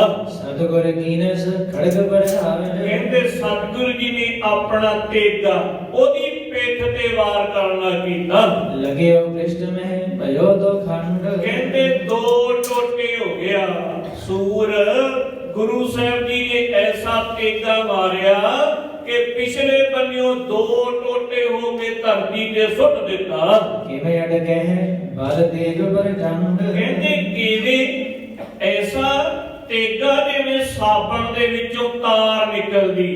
ਕਹਿੰਦੇ ਐਵੇਂ ਸਤਿਗੁਰੂ ਜੀ ਨੇ ਤੇਗਾ ਜਿਹੜਾ ਉਹਦੇ ਵਿੱਚ ਦੀ ਪਾਰ ਕਰ ਦਿੱਤਾ। ਸਾਧੂ ਭਾਨਾ ਤਦ ਸ਼ਰੇ ਆਏ। ਬਾਬਾ ਸਾਧੂ ਜੀ ਭਾਈ ਭਾਨਾ ਜੀ ਉਹ ਬੜੀ ਛੇਤੀ ਸਤਿਗੁਰਾਂ ਦੇ ਪਾਸ ਆ ਗਏ। ਮਾਸਲ ਬਲੀ ਕੋਲ ਦਿਖ ਰਾਏ। ਕਹਿੰਦੇ ਸੂਰ ਜਿਹੜਾ ਹੈ ਨਾ ਉਹਨੂੰ ਆਣ ਕੇ ਤੱਕਣਾ ਕੀਤਾ। ਇਕ ਸਬਦਨ ਤੇ ਅਗਨ ਸਰੀਖਾ। ਮੂੰਹ ਦੇ ਵਿੱਚੋਂ ਇੱਕ ਅੱਗ ਦਾ ਗੋਲਾ ਨਿਕਲਿਆ ਜਿਹੜਾ ਕਿ ਉਹਦਾ ਸੂਖਮ ਸਰੀਰ ਹੈ, ਜਿਹਨੂੰ ਆਤਮਾ ਕਹਿੰਦੇ ਆ, ਜਿਹਦਾ ਅੱਗੇ ਲੈਣ ਦੇਣ ਹੁੰਦਾ ਹੈ। ਕਹਿੰਦੇ ਉਹ ਅੱਗ ਦਾ ਗੋਲਾ ਜਿਹੜਾ ਦੇਖਣਾ ਕੀਤਾ। ਗੁਰੂ ਆਜ ਇੱਕ ਭਾਨੇ ਕੋ ਦਿਖਾ। ਇੱਕ ਬਾਬਾ ਭਾਨਾ ਜੀ ਤੇ ਇੱਕ ਸਤਿਗੁਰੂ ਜੀ ਨੂੰ ਨਜ਼ਰੀ ਪਿਆ, ਕਿਉਂਕਿ ਬਾਬਾ ਭਾਨਾ ਜੀ ਬ੍ਰਹਮ ਗਿਆਨੀ ਮਹਾਂਪੁਰਖ ਹੈ, ਬਾਬਾ ਬੁੱਢਾ ਜੀ ਦੇ ਪੁੱਤਰ ਹੈ ਤੇ ਗੁਰੂ ਸਾਹਿਬ ਜੀ ਆਪ ਸਮਰੱਥ ਦਾਤੇ ਹੈ।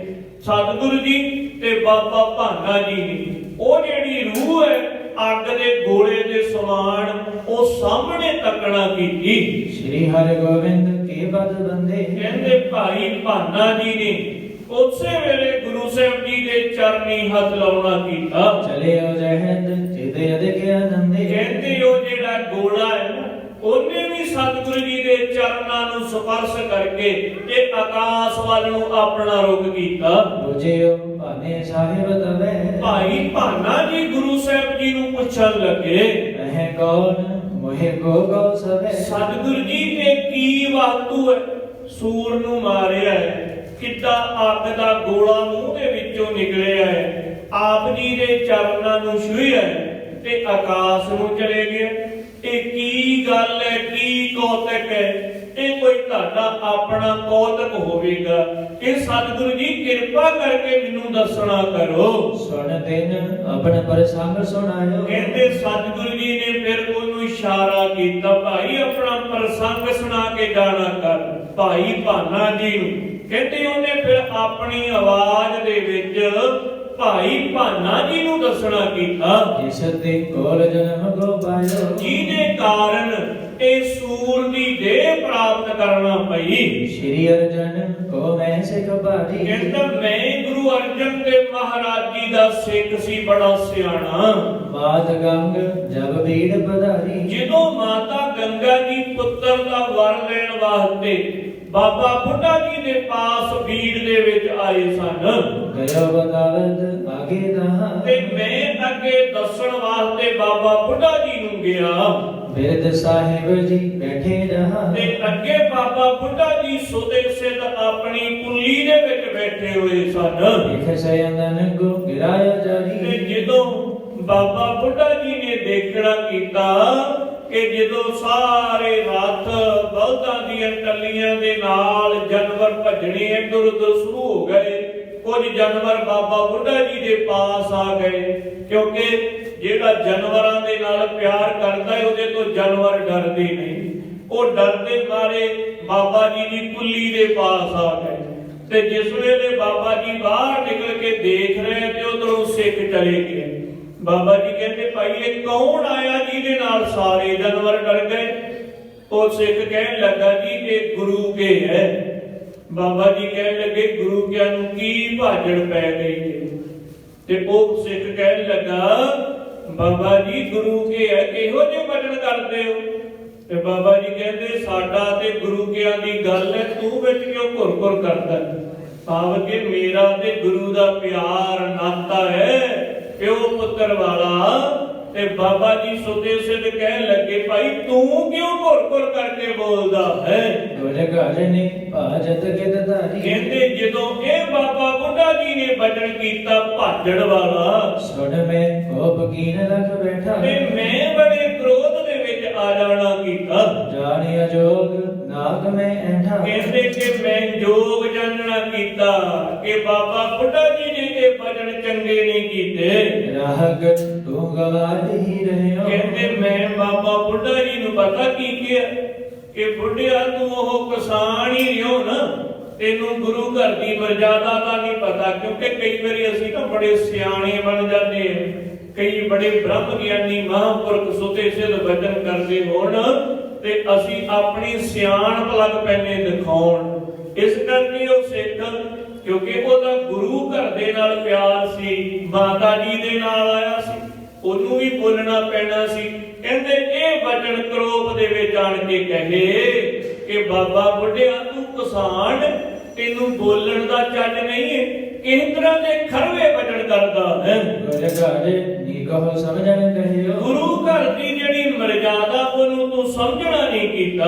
ਨਹੀਂ ਸੁਭਾਵ ਜਾਤ ਕੋ ਜਾਵੇ। ਕਹਿੰਦੇ ਬਾਬਾ ਬੁੱਢਿਆ ਤੂੰ ਜੱਟ ਹੈ ਨਾ, ਸਿੱਧੇ ਸਾਦੇ ਬਚਨ ਕਰਨ ਵਾਲਾ, ਇਸ ਕਰਕੇ ਤੇਰਾ ਸੁਭਾਅ ਨਹੀਂ ਬਦਲਿਆ। ਇਸ ਕਰਕੇ ਤੈਨੂੰ ਪਤਾ ਨਹੀਂ ਕਿ ਪਿਆਰ ਦੇ ਨਾਲ ਬੋਲਣਾ ਹੈ।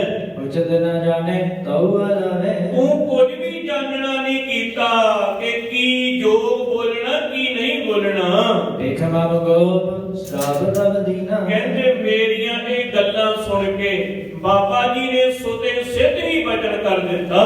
ਕਰਹੁ ਨੀਚ ਸੁਗਰ ਤਨ ਪੀਨਾ। ਕਹਿੰਦੇ ਕਿ ਜਾ ਭਾਈ ਜੇ ਘੁਰ ਕਰਦਾ ਹੈ ਨਾ ਤੇ ਸੂਰਮਨ ਨਾ ਕਰ। ਬਾਬਾ ਬੁੱਢਾ ਜੀ ਕਿਉਂਕਿ ਬ੍ਰਹਮ ਗਿਆਨੀ ਮਹਾਂਪੁਰਖ ਜਿਨ੍ਹਾਂ ਨੇ 6 ਪਾਤਸ਼ਾਹੀਆਂ ਦੇ ਦਰਸ਼ਨ ਕੀਤੇ ਤੇ ਗੁਰੂ ਹਰਗੋਬਿੰਦ ਸਾਹਿਬ ਮਹਾਰਾਜ ਜੀ ਨੂੰ ਬੇਨਤੀ ਕੀਤੀ, ਗਰੀਬ ਨਵਾਜ ਕਿਰਪਾ ਕਰਿਓ।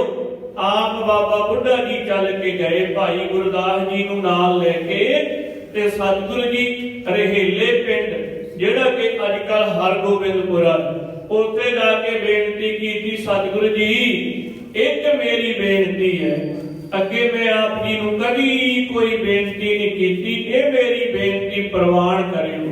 ਸਤਿਗੁਰੂ ਜੀ ਕਹਿੰਦੇ ਬਾਬਾ ਜੀ ਜੋ ਵੀ ਤੁਹਾਡਾ ਹੁਕਮ ਹੋਵੇਗਾ ਅਸੀਂ ਸਿਰ ਮੱਥੇ ਪ੍ਰਵਾਨ ਕਰਾਂਗੇ, ਕਹੋ।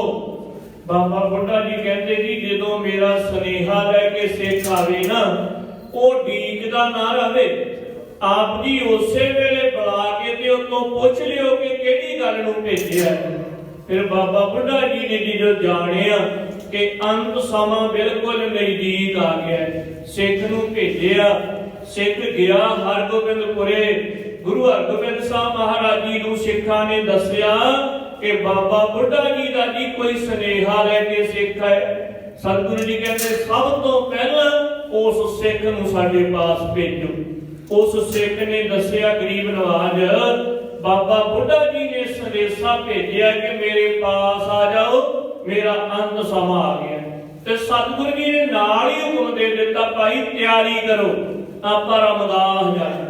ਸਾਰੀ ਉਦੋਂ ਹੀ ਤਿਆਰੀ ਕਰਕੇ ਸਾਰੇ ਕਾਜ ਉੱਥੇ ਹੀ ਸਮਾਪਤ ਕਰ ਦਿੱਤੇ ਤੇ ਸਾਰੀਆਂ ਫੌਜਾਂ ਦੇ ਸਮੇਤ ਇੱਕ ਰਾਤ ਘਮਾਣ ਦੇ ਲਾਗੇ ਠਹਿਰ ਕੇ ਅਗਲੇ ਦਿਨ ਸਤਿਗੁਰੂ ਜੀ ਰਮਦਾਸ ਗਏ। ਬਾਬਾ ਬੁੱਢਾ ਜੀ ਦੇ ਨਾਲ ਬਚਨ ਵਿਲਾਸ ਕਰਦੇ ਰਹੇ। ਸਤਿਗੁਰਾਂ ਦੇ ਵਾਸਤੇ ਵੱਡਾ ਪਲੰਘ ਡਾਉਣਾ ਕੀਤਾ ਬਾਬਾ ਬੁੱਢਾ ਜੀ ਨੇ, ਆਪ ਥੱਲੇ ਆਸਣ ਲਾਇਆ। ਸਤਿਗੁਰੂ ਜੀ ਨੇ ਏਡਾ ਵੱਡਾ ਮਾਣ ਤੇ ਸਤਿਕਾਰ ਬਾਬਾ ਬੁੱਢਾ ਜੀ ਦਾ ਰੱਖਿਆ। ਸਤਿਗੁਰੂ ਜੀ ਕਹਿੰਦੇ ਬਾਬਾ ਜੀ ਅਸੀਂ ਵੀ ਤੁਹਾਡੇ ਪਾਸ ਹੀ ਲੰਮੇ ਪਵਾਂਗੇ। ਸਤਿਗੁਰੂ ਜੀ ਨੇ ਵੀ ਆਪਣਾ ਆਸਣ ਸਿੰਘਾਸਣ ਝੁਕਾਇਆ ਤੇ ਧਰਤੀ ਦੇ ਬਾਬਾ ਬੁੱਢਾ ਜੀ ਦੇ ਲਾਗੇ ਵਸਾ ਲੈਣਾ ਕੀਤਾ, ਦਰੀਆਂ ਦੇ ਉੱਪਰ। ਤੇ ਬਾਬਾ ਬੁੱਢਾ ਜੀ ਫਿਰ ਸਾਰੀ ਰਾਤ ਸਤਿਗੁਰਾਂ ਦੇ ਨਾਲ ਬਚਨ ਕਰਦੇ ਰਹੇ। ਗੁਰੂ ਨਾਨਕ ਦੇਵ ਮਹਾਰਾਜ ਜੀ ਦੇ ਘਰ ਦੇ ਬਚਨ ਗੁਰੂ ਹਰਗੋਬਿੰਦ ਸਾਹਿਬ ਮਹਾਰਾਜ ਜੀ ਦੇ ਸਿੱਖਾਂ ਨੂੰ ਸੁਣਾਉਂਦੇ ਰਹੇ, ਕਿਉਂਕਿ ਗੁਰੂ ਹਰਗੋਬਿੰਦ ਸਾਹਿਬ ਮਹਾਰਾਜ ਜੀ ਦੇ ਕੋਹੀ ਜੋਤ ਹੈ। ਉਹਨਾਂ ਨੂੰ ਤੇ ਪਤਾ ਹੈ ਕਿ ਕਿਵੇਂ ਬਾਬਾ ਬੁੱਢਾ ਜੀ ਦਾ ਮਿਲਾਪ ਹੋਇਆ, ਕੀ ਕੌਤਕ ਹੋਏ। ਸਤਿਗੁਰੂ ਜੀ ਕਹਿੰਦੇ ਬਾਬਾ ਜੀ ਕਿਵੇਂ ਮਿਲਾਪ ਹੋਇਆ, ਉਹ ਸਾਰੀ ਗਾਥਾ ਸੁਣਾਓ। ਇਹ ਸਿੱਖ ਸੰਗਤਾਂ ਬੈਠੀਆਂ, ਕਿਉਂਕਿ ਸੰਗਤਾਂ ਵੀ ਬੜੀਆਂ ਸੀ, ਗੁਰੂ ਦੇ ਸਿੱਖ ਬੈਠੇ ਸੀ। ਫਿਰ ਬਾਬਾ ਬੁੱਢਾ ਜੀ ਰਾਤ ਸਾਰਾ ਪ੍ਰਸੰਗ ਕਹਿੰਦੇ ਰਹੇ ਜੀ ਕਿਵੇਂ ਮੇਰਾ ਮਿਲਾਪ ਹੋਇਆ, ਕਿਵੇਂ ਸਤਿਗੁਰਾਂ ਨੇ ਕਿਰਪਾ ਕੀਤੀ। ਉਹ ਸਾਰਾ ਪ੍ਰਸੰਗ ਸੁਣਾਇਆ।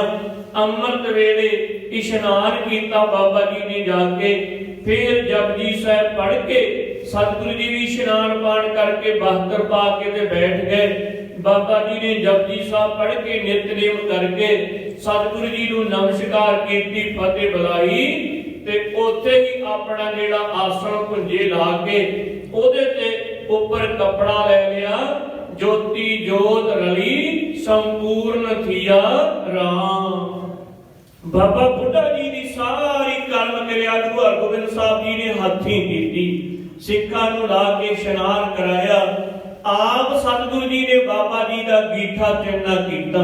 ਆਪ ਹੱਥੀਂ ਬਾਬਾ ਵਿਧੀ ਚੰਦ ਜੀ, ਭਾਈ ਜੇਠਾ ਜੀ, ਭਾਈ ਗੁਰਦਾਸ ਜੀ ਚੁੱਕ ਚੁੱਕ ਕੇ ਲੱਕੜਾਂ ਫੜਾਉਂਦੇ ਤੇ ਗੁਰੂ ਹਰਗੋਬਿੰਦ ਸਾਹਿਬ ਮਹਾਰਾਜ ਜੀ ਆਪ ਗੀਠੇ ਦੇ ਉੱਪਰ ਰੱਖਦੇ। ਬਾਬਾ ਬੁੱਢਾ ਜੀ ਦੇ ਉਹ ਸੁੰਦਰ ਜਿਹੜਾ ਗੀਠਾ ਸ਼ਿੰਗਾਰ ਕੇ ਬਣਾਇਆ ਸੀ ਤੇ ਆਪ ਸਤਿਗੁਰੂ ਜੀ ਨੇ ਫਿਰ ਨਾਲ ਦਿੱਤੇ ਬਾਬਾ ਭਾਨਾ ਜੀ ਨੂੰ, ਨਾਲ ਅਗਨੀ ਦੇਣੀ ਸੀ, ਨਾਲ ਗੁਰੂ ਹਰਗੋਬਿੰਦ ਸਾਹਿਬ ਮਹਾਰਾਜ ਜੀ। ਸਾਰੀ ਇਹ ਅੰਤਮ ਜਿਹੜੀ ਯਾਤਰਾ ਬਾਬਾ ਬੁੱਢਾ ਜੀ ਦੀ ਉਹ ਗੁਰੂ ਹਰਗੋਬਿੰਦ ਸਾਹਿਬ ਮਹਾਰਾਜ ਜੀ ਨੇ ਆਪ ਕਰਨਾ ਕੀਤੀ ਬਾਬਾ ਬੁੱਢਾ ਜੀ ਦੇ ਬਚਨ ਦੇ ਅਨੁਸਾਰ। ਕਹਿੰਦੇ ਐਸੇ ਬਾਬਾ ਬੁੱਢਾ ਜੀ ਬ੍ਰਹਮ ਗਿਆਨੀ ਮਹਾਂਪੁਰਖ ਜਿਨ੍ਹਾਂ ਦੇ ਬਚਨ ਨੂੰ ਸੁਣ ਕੇ ਸਿੱਖ ਤੇ ਡਰ ਗਿਆ ਕਿ ਇਹ ਬਚਨ ਉਵੇਂ ਹੀ ਹੋਵੇਗਾ। ਸੁਣ ਮੈਂ ਸ਼ਰਾਬ ਹਿਰਦੇ ਪਛਤਾਏ। ਸਿੱਖ ਕਹਿੰਦਾ ਜੀ ਜਦੋਂ ਇਹ ਬਚਨ ਹੋ ਗਿਆ ਕਿ ਸੂਰ ਬਣੇਗਾ, ਕਹਿੰਦੇ ਮੈਂ ਬੜਾ ਪਛਤਾਉਣਾ ਕੀਤਾ।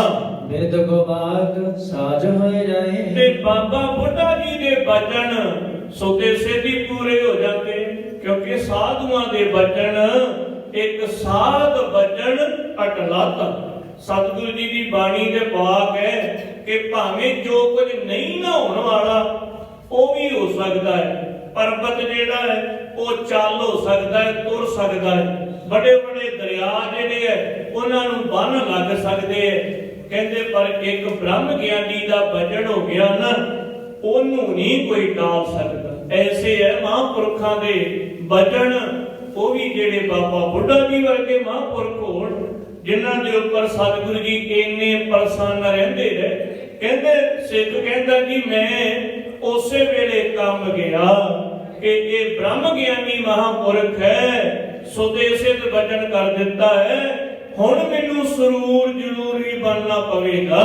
ਹੋਏ ਦੀਨ ਮੈਂ ਬੁਝਾ ਫੇਰਾ। ਕਹਿੰਦੇ ਫਿਰ ਮੈਂ ਨਿਮਰਤਾ ਦੇ ਵਿੱਚ ਆਇਆ ਤੇ ਬਾਬਾ ਜੀ ਦੇ ਚਰਨ ਫੜ ਲੈਣਾ ਕੀਤੇ। ਸ਼ਰਾਬ ਅੰਤ ਕਬ ਹੋਏ ਹੈ ਮੇਰਾ। ਬਾਬਾ ਜੀ ਇਹ ਜਿਹੜਾ ਬਚਨ ਕਰ ਦਿੱਤਾ ਹੈ ਇਹਦਾ ਅੰਤ ਕਦੋਂ ਹੋਣਾ ਕਰੇਗਾ। ਬਾਬਾ ਬੇਨਤੀ ਸੁਣ ਕਰੁਣਾ ਧਰੀ। ਕਹਿੰਦੇ ਮੇਰੀ ਬੇਨਤੀ ਸੁਣ ਕੇ ਬਾਬਾ ਜੀ ਕਿਰਪਾ ਦੇ ਘਰ ਦੇ ਵਿੱਚ ਆ ਗਏ। ਸ਼ਰਾਬ ਅੰਤ ਭਾਖੇ ਉਹਦੇ ਸਗੜੀ। ਤੇ ਬਚਨ ਇਹ ਕਰਨਾ ਕੀਤਾ ਕਿ ਐਵੇਂ ਤੇਰਾ ਉਧਾਰ ਹੋਵੇਗਾ। ਸ਼੍ਰੀ ਗੁਰੂ ਅਰਜਨ ਕੇ ਹੋਏ ਨੰਦ। ਸ੍ਰੀ ਗੁਰੂ ਅਰਜਨ ਦੇਵ ਮਹਾਰਾਜ ਜੀ ਦੇ ਪੁੱਤਰ ਹੋਣਗੇ।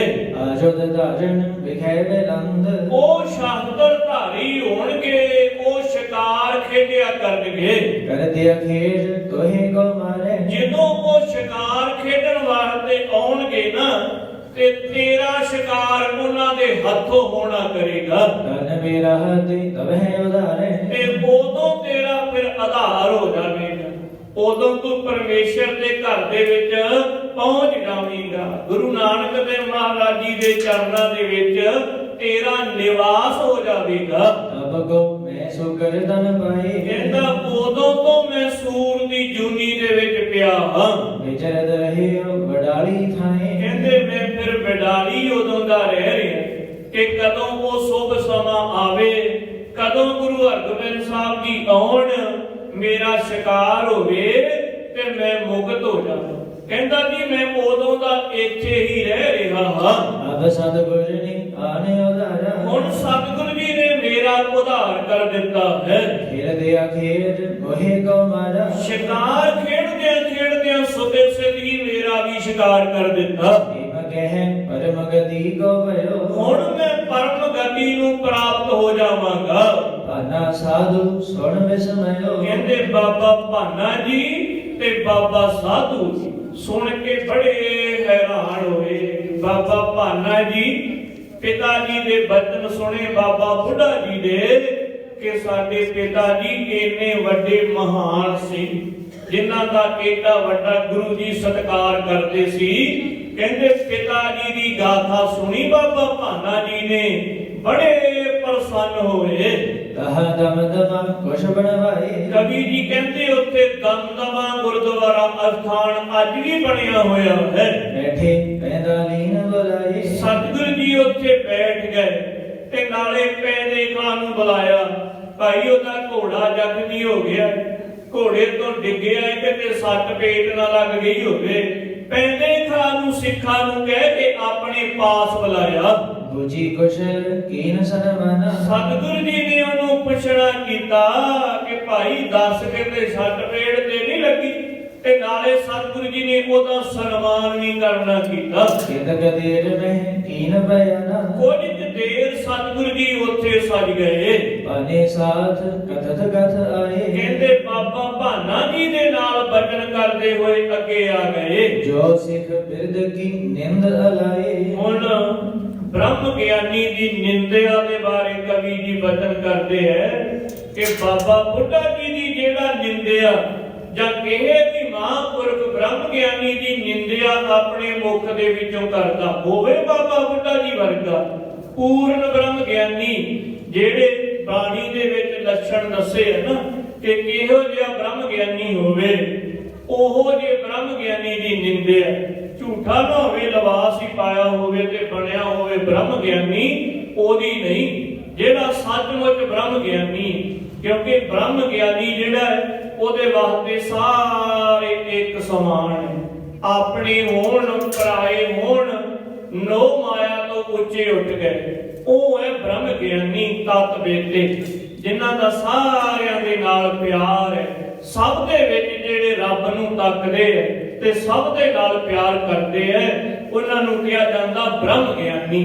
ਕਹਿੰਦੇ ਉਹ ਜਿਹੜਾ ਬ੍ਰਹਮ ਗਿਆਨੀ ਹੋਵੇ ਭਾਈ, ਉਹਦੀ ਨਿੰਦਿਆ ਨਹੀਂ ਕਰਨੀ ਚਾਹੀਦੀ। ਸੁਣ ਕੇ ਸਭ ਸਬਰ ਦੁਖ ਮਾਨਾ। ਕਹਿੰਦੇ ਜਦੋਂ ਇਹ ਬਚਨ ਸੁਣੇ ਨਾ ਕਿ ਬਾਬਾ ਜੀ ਨੇ ਸੁਤੇ ਸਿੱਧ ਬਚਨ ਕੀਤਾ ਸੀ ਤੇ ਦੇਖ ਲੋ ਕੀ ਬਣਨਾ ਪੈ ਗਿਆ। ਕਹਿੰਦੇ ਫਿਰ ਗੁਰੂ ਜੀ ਕਿਵੇਂ ਬਚਨ ਕਰਨ ਲੱਗੇ। ਸੋ ਦਾਨ ਧਰੇ ਮ੍ਰਿਗ ਪੰਛੀ ਨਾਨਾ। ਕਹਿੰਦੇ ਜਿਹੜਾ ਫਿਰ ਐਵੇਂ ਕਰਦਾ ਹੈ ਨਾ ਨਿੰਦਿਆ, ਉਹ ਫਿਰ ਸੂਰ, ਹਿਰਨ, ਪੰਛੀ, ਜਾਨਵਰਾਂ ਦੀ ਜੂਨੇ ਪੈਂਦਾ ਹੈ। ਹਿਤ ਅਖੇਰ ਕੀ ਤਨ ਹੈ ਸੰਗਾਰੋ। ਉਹਨੂੰ ਫਿਰ ਸਤਿਗੁਰੂ ਜੀ ਕਹਿੰਦੇ ਮੈਂ ਜਿਹੜਾ ਸ਼ਿਕਾਰ ਖੇਡਦਾ ਹੈ ਨਾ, ਫਿਰ ਉਹਨਾਂ ਦਾ ਮੈਨੂੰ ਉਧਾਰ ਕਰਨਾ ਪੈਂਦਾ, ਕਿਉਂਕਿ ਕਈ ਵਾਰੀ ਭੁੱਲ ਹੋ ਜਾਂਦੀ ਹੈ ਨਾ, ਭੁੱਲਣਹਾਰ, ਤੇ ਕਈ ਵਾਰੀ ਇਹ ਕੁਝ ਵੇਖਦੇ ਨਹੀਂ ਕਿ ਇਹਦੇ ਨਾਲ ਕੀ ਹੋ ਜਾਣਾ। ਤੇ ਸੁਤੇ ਸਿੱਧ ਇਹੋ ਜਿਹਾ ਬਚਨ ਹੁਣ ਸਿੱਖ ਨੇ ਤੇ ਸੁਤੇ ਸਿੱਧ ਬਚਨ ਕੀਤਾ ਨਾ ਗੁਰੂ ਘਰ ਦਾ ਕਰਕੇ ਕਿ ਮੈਂ ਮਾਤਾ ਜੀ ਦੇ ਨਾਲ ਆਇਆ ਤੇ ਬਾਬਾ ਜੀ ਕੀ ਬਚਨ ਕਰੀ ਜਾਂਦੇ ਆ, ਪਰ ਉਹ ਗੱਲ ਜਿਹੜੀ ਹੈ ਉਹ ਦੂਸਰੇ ਬੰਦੇ ਨੂੰ ਚਲੇ ਗਈ। ਕਹਿੰਦੇ ਉਹ ਫਿਰ ਜਿਹੜੇ ਜਾਨਵਰ ਬਣਦੇ ਆ ਨਾ, ਸਤਿਗੁਰੂ ਜੀ ਕਹਿੰਦੇ ਉਹਨਾਂ ਨੂੰ ਫਿਰ ਮੈਨੂੰ ਮਾਰਨਾ ਪੈਂਦਾ ਹੈ ਉਧਾਰ ਕਰਨ ਵਾਸਤੇ। ਮੂਲੇ ਖੱਤਰੀ ਨੂੰ ਗੁਰੂ ਸਾਹਿਬ ਜੀ ਦਾ ਸੁਤੇ ਸਿੱਧ ਬਚਨ ਹੋ ਗਿਆ, ਘਰ ਵਾਲੀ ਕਹਿੰਦੇ ਉਹ ਘਰ ਨਹੀਂ ਹੈ। ਸਤਿਗੁਰੂ ਜੀ ਕਹਿੰਦੇ ਸੁਭਾਗੇ ਅੰਦਰ ਹੋਣੇ ਆ, ਬੁਲਾ ਦਿਓ 2 ਮਿੰਟ ਮਿਲਣਾ ਹੈ, ਨਾਲ ਨਹੀਂ ਲੈ ਕੇ ਜਾਂਦੇ। ਕਹਿੰਦੀ ਨਹੀਂ ਘਰ ਨਹੀਂ ਹੈ। ਸਤਿਗੁਰੂ ਜੀ ਕਹਿੰਦੇ ਚੰਗਾ ਫਿਰ ਨਹੀਂ ਘਰ ਤੇ ਨਹੀਂ ਘਰ। ਉਹਨੇ ਚਿਰ ਨੂੰ ਘੂਰੇ ਦੇ ਵਿੱਚ ਬੈਠਾ ਸੀ, ਸੱਪ ਨੇ ਡੰਗ ਮਾਰਿਆ ਤੇ ਮੂਲਾ ਸੱਚਮੁੱਚ ਘਰ ਦੇ ਵਿੱਚ ਨਹੀਂ। ਆਵਾਜ਼ਾਂ ਮਾਰੀਆਂ, ਸਤਿਗੁਰੂ ਜੀ ਨੇ ਬੁਲਾਇਆ, ਲੋਕਾਂ ਨੇ ਮਿੰਨਤਾਂ ਤਰਲੇ ਕੀਤੇ। ਸਤਿਗੁਰੂ ਜੀ ਕਹਿੰਦੇ ਹੁਣ ਤੇ ਬਚਨ ਹੋ ਗਿਆ ਹੈ, 10ਵੇਂ ਜਾਮੇ ਦੇ ਵਿੱਚ ਇਹਦੀ ਮੁਕਤੀ ਕਰਾਂਗੇ। ਸ੍ਰੀ ਹਜੂਰ ਸਾਹਿਬ ਸਹਿ ਦੀ ਮੁਕਤੀ ਕੀਤੀ, ਉਹਦੇ ਵਿੱਚੋਂ ਮੂਲੇ ਦਾ ਉਧਾਰ ਕਰਨਾ ਕੀਤਾ। ਗੁਰੂ ਗੋਬਿੰਦ ਸਿੰਘ ਮਹਾਰਾਜ ਜੀ ਸੱਚੇ ਪਾਤਸ਼ਾਹ ਜੀ, ਇਹੋ ਜਿਹੇ ਸਾਡੇ ਬੇਅੰਤ ਇਤਿਹਾਸ ਹੈ ਕਿ ਸਤਿਗੁਰੂ ਜੀ ਸ਼ਿਕਾਰ ਕਿਉਂ ਖੇਡਦੇ ਭਾਈ, ਜੀਵਾਂ ਦਾ ਉਧਾਰ ਕਰਦੇ। ਕੋਈ ਆਪਣੀ ਜ਼ੁਬਾਨ ਦੇ ਰਸੇ ਦੇ ਵਾਸਤੇ ਨਹੀਂ, ਰਸੇ ਦੇ ਨਾਲ ਤੇ ਜੇ ਖਾ ਲਈ ਤੇ ਰੋਟੀ ਪ੍ਰਸ਼ਾਦਾ ਵੀ ਉਹੀ ਹੈ। ਜੇ ਰਸ ਦੇ ਨਾਲ ਖਾਣਾ ਹੈ ਨਾ, ਉਹਦੇ ਪ੍ਰਸ਼ਾਦਾ ਭਾਵੇਂ ਦਾਲ ਨਾਲ ਭਾਵੇਂ ਚਾਰ ਦੇ ਨਾਲ, ਰਸ ਨਹੀਂ ਲੈਣਾ ਚਾਹੀਦਾ ਸਿੱਖ। ਰਸ ਦੇ ਵਾਸਤੇ ਨਹੀਂ, ਸਰੀਰ ਦੀ ਪ੍ਰਤਪਾਲਣਾ ਵਾਸਤੇ। ਨਾਨਕ ਸੋ ਪ੍ਰਭ ਸਿਮਰਿਐ ਇਸ ਦੇਹੀ ਕੋ ਪਾਲ। ਇਸ ਕਰਕੇ ਦੇਹੀ ਦੇ ਪਾਲਣ ਵਾਸਤੇ ਸਰੀਰ ਚੱਲਦਾ ਰਹੇ, ਉਹ ਜਿਹਾ ਖਾਣਾ ਖਾਵੇ। ਤੇ ਜੇ ਰਸਾਂ ਕਸਾਂ ਨੂੰ ਕਿ ਭਾਈ ਮੈਂ ਮੀਟ ਛੱਡਿਆ, ਮੀਟ ਨਹੀਂ ਖਾਣਾ, ਮੇਰੇ ਵਾਸਤੇ ਨਾ ਪਨੀਰ ਬਣਾ ਦਿਓ, ਆਹ ਕੁਝ ਬਣਾ ਦਿਓ, ਚੰਗਾ ਤੜਕਾ ਲਾ ਕੇ। ਭਾਈ ਤੇਰੀ ਜ਼ੁਬਾਨ ਦਾ ਰਸ ਹੈ, ਹੋ ਸਕਦਾ ਮੀਟ ਵਾਲਾ ਬਖਸ਼ਿਆ ਜਾਵੇ, ਤੇਰੀ ਜ਼ੁਬਾਨ ਜਿਹੜੀ ਰਸ ਚੱਖਦੀ ਹੈ ਨਾ, ਇਹਦਾ ਫਲ ਦੇਣਾ ਪਵੇ। ਇਸ ਕਰਕੇ ਗੁਰੂ ਘਰ ਦੇ ਵਿੱਚ ਜਿਹੜਾ ਸ਼ਿਕਾਰ ਦੀ ਪਰਖਾ ਹੈ, ਉਹ ਸਤਿਗੁਰੂ ਜੀ ਜੀਵਾਂ ਦਾ ਉਧਾਰ ਕਰਦੇ ਰਹੇ। ਗੁਰੂ ਹਰਗੋਬਿੰਦ ਸਾਹਿਬ ਮਹਾਰਾਜ ਜੀ ਕਹਿੰਦੇ ਸਿੱਖੋ ਉਹਨਾਂ ਜਾਨਵਰਾਂ ਨੂੰ ਮੈਂ ਮਾਰ ਕੇ ਤੇ ਫਿਰ ਮੁਕਤੀ ਦਿੰਦਾ ਹਾਂ। ਅਗ ਮਿਟਾਈ ਕਰ ਸਿੱਖ ਉਧਾਰੋ, ਉਹ ਸਿੱਖਾਂ ਦੇ ਪਾਪ ਜਿਹੜੇ ਹੈ ਉਹ ਮੈਂ ਫਿਰ ਕਿਵੇਂ ਕੱਟ ਦਿੰਦਾ ਹਾਂ। ਨਿਮ ਕਹਿ ਸਦਾ ਸਰਵਰ ਆਏ, ਇਵੇਂ ਸਤਿਗੁਰੂ ਜੀ ਬਚਨ ਬਲਾਸ ਕਰਦੇ ਸ੍ਰੀ ਅੰਮ੍ਰਿਤਸਰ ਸ੍ਰੀ ਅਕਾਲ ਤਖਤ ਸਾਹਿਬ ਵਾਲੀ ਥਾਂ ਤੇ ਆ ਗਏ। ਬੈਠ ਅਕਾਲ ਤਖਤ ਸਭ ਬਾਏ, ਸ੍ਰੀ ਅਕਾਲ ਤਖਤ ਸਾਹਿਬ ਜੀ ਤੇ ਸਜ ਕੇ ਸੰਗਤਾਂ ਨੂੰ ਦਰਸ਼ਨ ਦੇ ਕੇ ਉਪਦੇਸ਼ ਦੇ ਕੇ ਸਤਿਗੁਰੂ ਜੀ ਨਿਹਾਲ ਕਰਦੇ ਆ। ਇਹ ਤੋਂ ਅੱਗੇ ਜਿਵੇਂ ਸਤਿਗੁਰੂ ਜੀ ਕਿਰਪਾ ਕਰਨਗੇ, ਰਹਿਮਤ ਕਰਨਗੇ, ਉਹ ਅੱਗੇ ਆਣ ਕੇ ਇਤਿਹਾਸ ਆਪ ਜੀ ਨੇ ਸਰਵਣ ਕਰ ਲੈਣਾ। ਸੋ ਗੁਰੂ ਹਰਗੋਬਿੰਦ ਸਾਹਿਬ ਮਹਾਰਾਜ ਜੀ ਦਾ ਪਾਵਨ ਪਵਿੱਤਰ ਇਤਿਹਾਸ ਆਪ ਜੀ ਨੇ ਸਰਵਣ ਕੀਤਾ ਹੈ ਕਿ ਕਿਵੇਂ ਗਰੀਬ ਨਵਾਜ ਜੀ ਨੇ ਉਸ ਸੂਰ ਦਾ ਉਧਾਰ ਕਰਨਾ ਕੀਤਾ, ਉਹਦੀ ਮੁਕਤੀ ਕਰਨਾ ਕੀਤੀ ਤੇ ਨਾਲੇ ਸਤਿਗੁਰੂ ਜੀ ਬਡਵਾਲੀ ਨਗਰ ਦੇ ਵਿੱਚ ਸਿੱਖਾਂ ਨੂੰ ਨਾਲ ਲੈ ਕੇ ਗਏ। ਉਹ ਸਾਰਾ ਵਰਤਾਨ ਸਿੱਖਾਂ ਨੂੰ ਸੰਗਤਾਂ ਨੂੰ ਦੱਸਿਆ ਕਿ ਇੱਥੇ ਅਸੀਂ ਖੇਡਦੇ ਰਹੇ ਹਾਂ, ਸਾਡਾ ਇੱਥੇ ਜਨਮ ਹੋਇਆ ਹੈ, ਇਹ ਪਾਵਨ ਪਵਿੱਤਰ ਜਗ੍ਹਾ ਉਹ ਹੈ। ਸੋ ਸਤਿਗੁਰੂ ਜੀ ਉੱਥੋਂ ਵਿਚਰ ਕੇ ਫਿਰ ਅੰਮ੍ਰਿਤਸਰ ਦੀ ਧਰਤੀ ਤੇ ਆ ਗਏ। ਇਸ ਤੋਂ ਅੱਗੇ ਜਿਵੇਂ ਸਤਿਗੁਰੂ ਜੀ ਕਿਰਪਾ ਕਰਨਗੇ ਉਹ ਅੱਗੇ ਪ੍ਰਸੰਗ ਆਪ ਜੀ ਨੇ ਸਰਵਣ ਕਰ ਲੈਣਾ। ਸਤਿਗੁਰੂ ਜੀ ਕਿਰਪਾ ਕਰਨ ਸਾਡੇ ਹਿਰਦਿਆਂ ਦੇ ਵਿੱਚ ਦਿੱਤਾ ਹੋਇਆ ਉਪਦੇਸ਼ ਦਾ ਗਿਆਨ ਸਾਡੇ ਹਿਰਦਿਆਂ 'ਚ ਵਸੇ, ਤਾਂ ਕਰਕੇ ਅਸੀਂ ਵੀ ਕਲਿਆਣਕਾਰੀ ਹੋ ਸਕੀਏ। ਸੋ ਐਸੇ ਗੁਰੂ ਕੇ ਇਤਿਹਾਸ, ਬਾਣੀ ਦੀ ਕਥਾ, ਇਤਿਹਾਸ ਦੀ ਕਥਾ, ਕੀਰਤਨ ਸੁਣ ਕੇ ਉਹਨੂੰ ਮਨ 'ਚ ਵਸਾਈਏ। ਲੋਕ ਸੁਖੀਏ ਪਰਲੋਕ ਸੁਹੇਲੇ, ਨਾਨਕ ਹਰਿ ਪ੍ਰਭ ਆਪੇ ਮਿਲੇ। ਸਤਿਗੁਰੂ ਜੀ ਕਿਰਪਾ ਕਰਨ, ਰਹਿਮਤ ਕਰਨ, ਇਵੇਂ ਹੀ ਸਰਬੱਤ ਸੰਗਤਾਂ ਨੂੰ ਆਪਣੇ ਚਰਨਾਂ ਦੇ ਨਾਲ ਜੋੜ ਕੇ ਰੱਖਣ। ਸਰਬੱਤ ਸੰਗਤ ਦੀ ਹਾਜ਼ਰੀ ਆਪਣੇ ਦਰ ਤੇ ਪ੍ਰਵਾਨ ਕਰਨ। ਦਰੋਂ ਘਰੋਂ ਗੁਰਸਿੱਖੀ ਨਾਮ ਦੀ ਦਾਤ ਚਰਨਾਂ ਦੇ ਨਾਲ ਜੋੜ ਕੇ ਰੱਖਣ। ਨਾਲ ਹੀ ਬੇਨਤੀ ਹੈ ਕਿ ਸ੍ਰੀ ਅਨੰਦਪੁਰ ਸਾਹਿਬ ਤੋਂ ਗਾਜੀ ਸਿੰਘ ਆਏ ਹੈ ਜੋ ਕਿ ਦੁੱਧ ਦੀ ਸੇਵਾ ਲੈਣ ਵਾਸਤੇ। ਸੋ ਜਿਨ੍ਹਾਂ ਨੇ ਦੁੱਧ ਦੀ ਸੇਵਾ, ਮਾਇਆ ਦੀ ਸੇਵਾ ਸ੍ਰੀ ਅਨੰਦਪੁਰ ਸਾਹਿਬ ਭੇਜਣੀ ਹੈ, ਉਹਨਾਂ ਨੂੰ ਬੇਨਤੀ ਹੈ ਭਾਈ ਸਵੇਰੇ 7:30 8 ਵਜੇ ਤਾਈਂ ਆਪਣਾ ਦੁੱਧ ਤੇ ਮਾਇਆ ਆਦਿ, ਕਿਉਂਕਿ ਮੂਲੇ ਮੱਲੇ ਦਾ ਜੋੜ ਮੇਲਾ ਆ ਰਿਹਾ ਹੈ। ਬਹੁਤ ਵੱਡਾ ਖਾਲਸੇ ਪੰਥ ਦਾ ਇਹ ਜੋੜ ਮੇਲਾ ਹੁੰਦਾ ਹੈ ਤੇ ਸੰਗਤਾਂ ਵੱਲੋਂ ਪਹਿਲਾਂ ਹੀ ਇਹ ਤਿਆਰੀਆਂ ਕੀਤੀਆਂ ਜਾਂਦੀਆਂ। ਮਹਾਂਪੁਰਖ ਆਨੰਦਗੜ੍ਹ ਵਾਲੇ ਬਾਬਾ ਜੀ ਆਪਣੇ ਪਾਸ ਗਾਜੀ ਸਿੰਘ ਭੇਜਦੇ ਹੈ। ਇਹ ਇੱਕ ਕਿਰਪਾ ਕਰਦੀ ਹੈ ਸੰਗਤਾਂ ਦੇ ਉੱਪਰ ਕਿ ਇੱਥੇ ਆਪਣੀ ਬੈਠਿਆਂ ਦੀ ਹਾਜ਼ਰੀ ਸ੍ਰੀ ਅਨੰਦਪੁਰ ਲੱਗ ਜਾਣੀ। ਕਿੱਥੇ ਆਪਾਂ ਕਿਲੋ ਦੁੱਧ ਲੈ ਕੇ 2 ਕਿਲੋ ਦੁੱਧ ਲੈ ਕੇ ਅਨੰਦਪੁਰ ਜਾਵਾਂਗੇ, ਸੇਵਾ ਕਰਾਂਗੇ। ਮਹਾਂਪੁਰਖ ਪਰਉਪਕਾਰੀ ਹੁੰਦੇ ਆ, ਸਾਡੇ ਘਰ ਬੈਠਿਆਂ ਦੀ ਹਾਜ਼ਰੀ ਉੱਥੇ ਲੱਗ ਜਾਣੀ। ਸੋ ਵੱਧ ਤੋਂ ਵੱਧ ਮਾਇਆ ਦੁੱਧ ਦੀ ਸੇਵਾ ਸ੍ਰੀ ਅਨੰਦਪੁਰ ਸਾਹਿਬ ਆਪ ਸੰਗਤਾਂ ਨੇ ਭੇਜਣੀ। ਆਪਣੇ ਜੀਵਨ ਨੂੰ, ਆਪਣੀ ਮਾਇਆ ਨੂੰ ਸਫਲੇ ਬਣਾਉਣਾ। ਸਤਿਗੁਰੂ ਜੀ ਕਿਰਪਾ ਕਰਨ। ਸਤਿਗੁਰਾਂ ਦੀ ਪਾਵਨ ਪਵਿੱਤਰ ਇਤਿਹਾਸ ਦੀ ਕਥਾ ਆਪ ਸੰਗਤਾਂ ਨੂੰ ਸਰਵਣ ਕਰਾਉਣਾ ਕੀਤੀ ਹੈ। ਬੇਅੰਤ ਪ੍ਰਕਾਰ ਦੀਆਂ ਭੁੱਲਾਂ ਹੋ ਗਈਆਂ ਹੋਣਗੀਆਂ। ਸਤਿਗੁਰੂ ਜੀ ਅਤੇ ਸਤਿਗੁਰਾਂ ਦੀ ਸੰਗਤ ਬਖਸ਼ਣੀ ਯੋਗ ਹਨ। ਹੋਈਆਂ ਭੁੱਲਾਂ ਚੁੱਕਾਂ ਦੀ ਮਾਫੀ ਬਖਸ਼ ਦੇਣੀ ਜੀ। ਇੱਥੇ ਹੀ ਕਥਾ ਦੀ ਸਮਾਪਤੀ ਹੈ।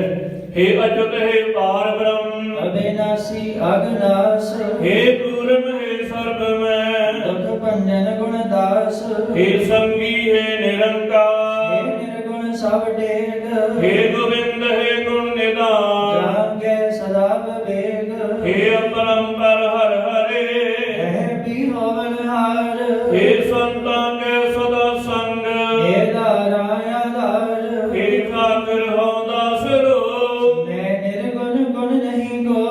नानक दीजै नाम दान, रखो हिय परोए, कथा निता व्रत होत है, सुनियो सिंह सुरान, नानक गुरु गोविंद सिंह जी सदा करे कल्याण।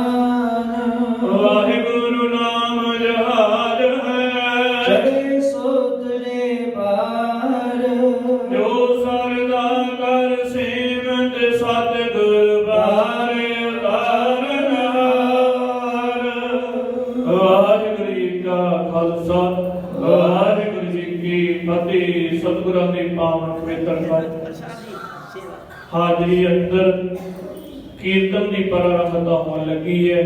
ਜਿਨ੍ਹਾਂ ਸੰਗਤਾਂ ਨੇ बैठ के गुरु की बाणी का रस मानना है, सो गुरु की बाणी का कीर्तन श्रवण करिए जी। माता जी सरदार बूटा सिंह जी कमाए वाले उन्होंने वालों सो गाजी सिंह के वास्ते 100 रुपया दुध की सेवा भेटा हुई है। सतगुरु जी कृपा करन, रहमत करन, खुशियां रहमत बख्शन जी। वाहिगुरु जी का खालसा, वाहिगुरु जी की फतेह।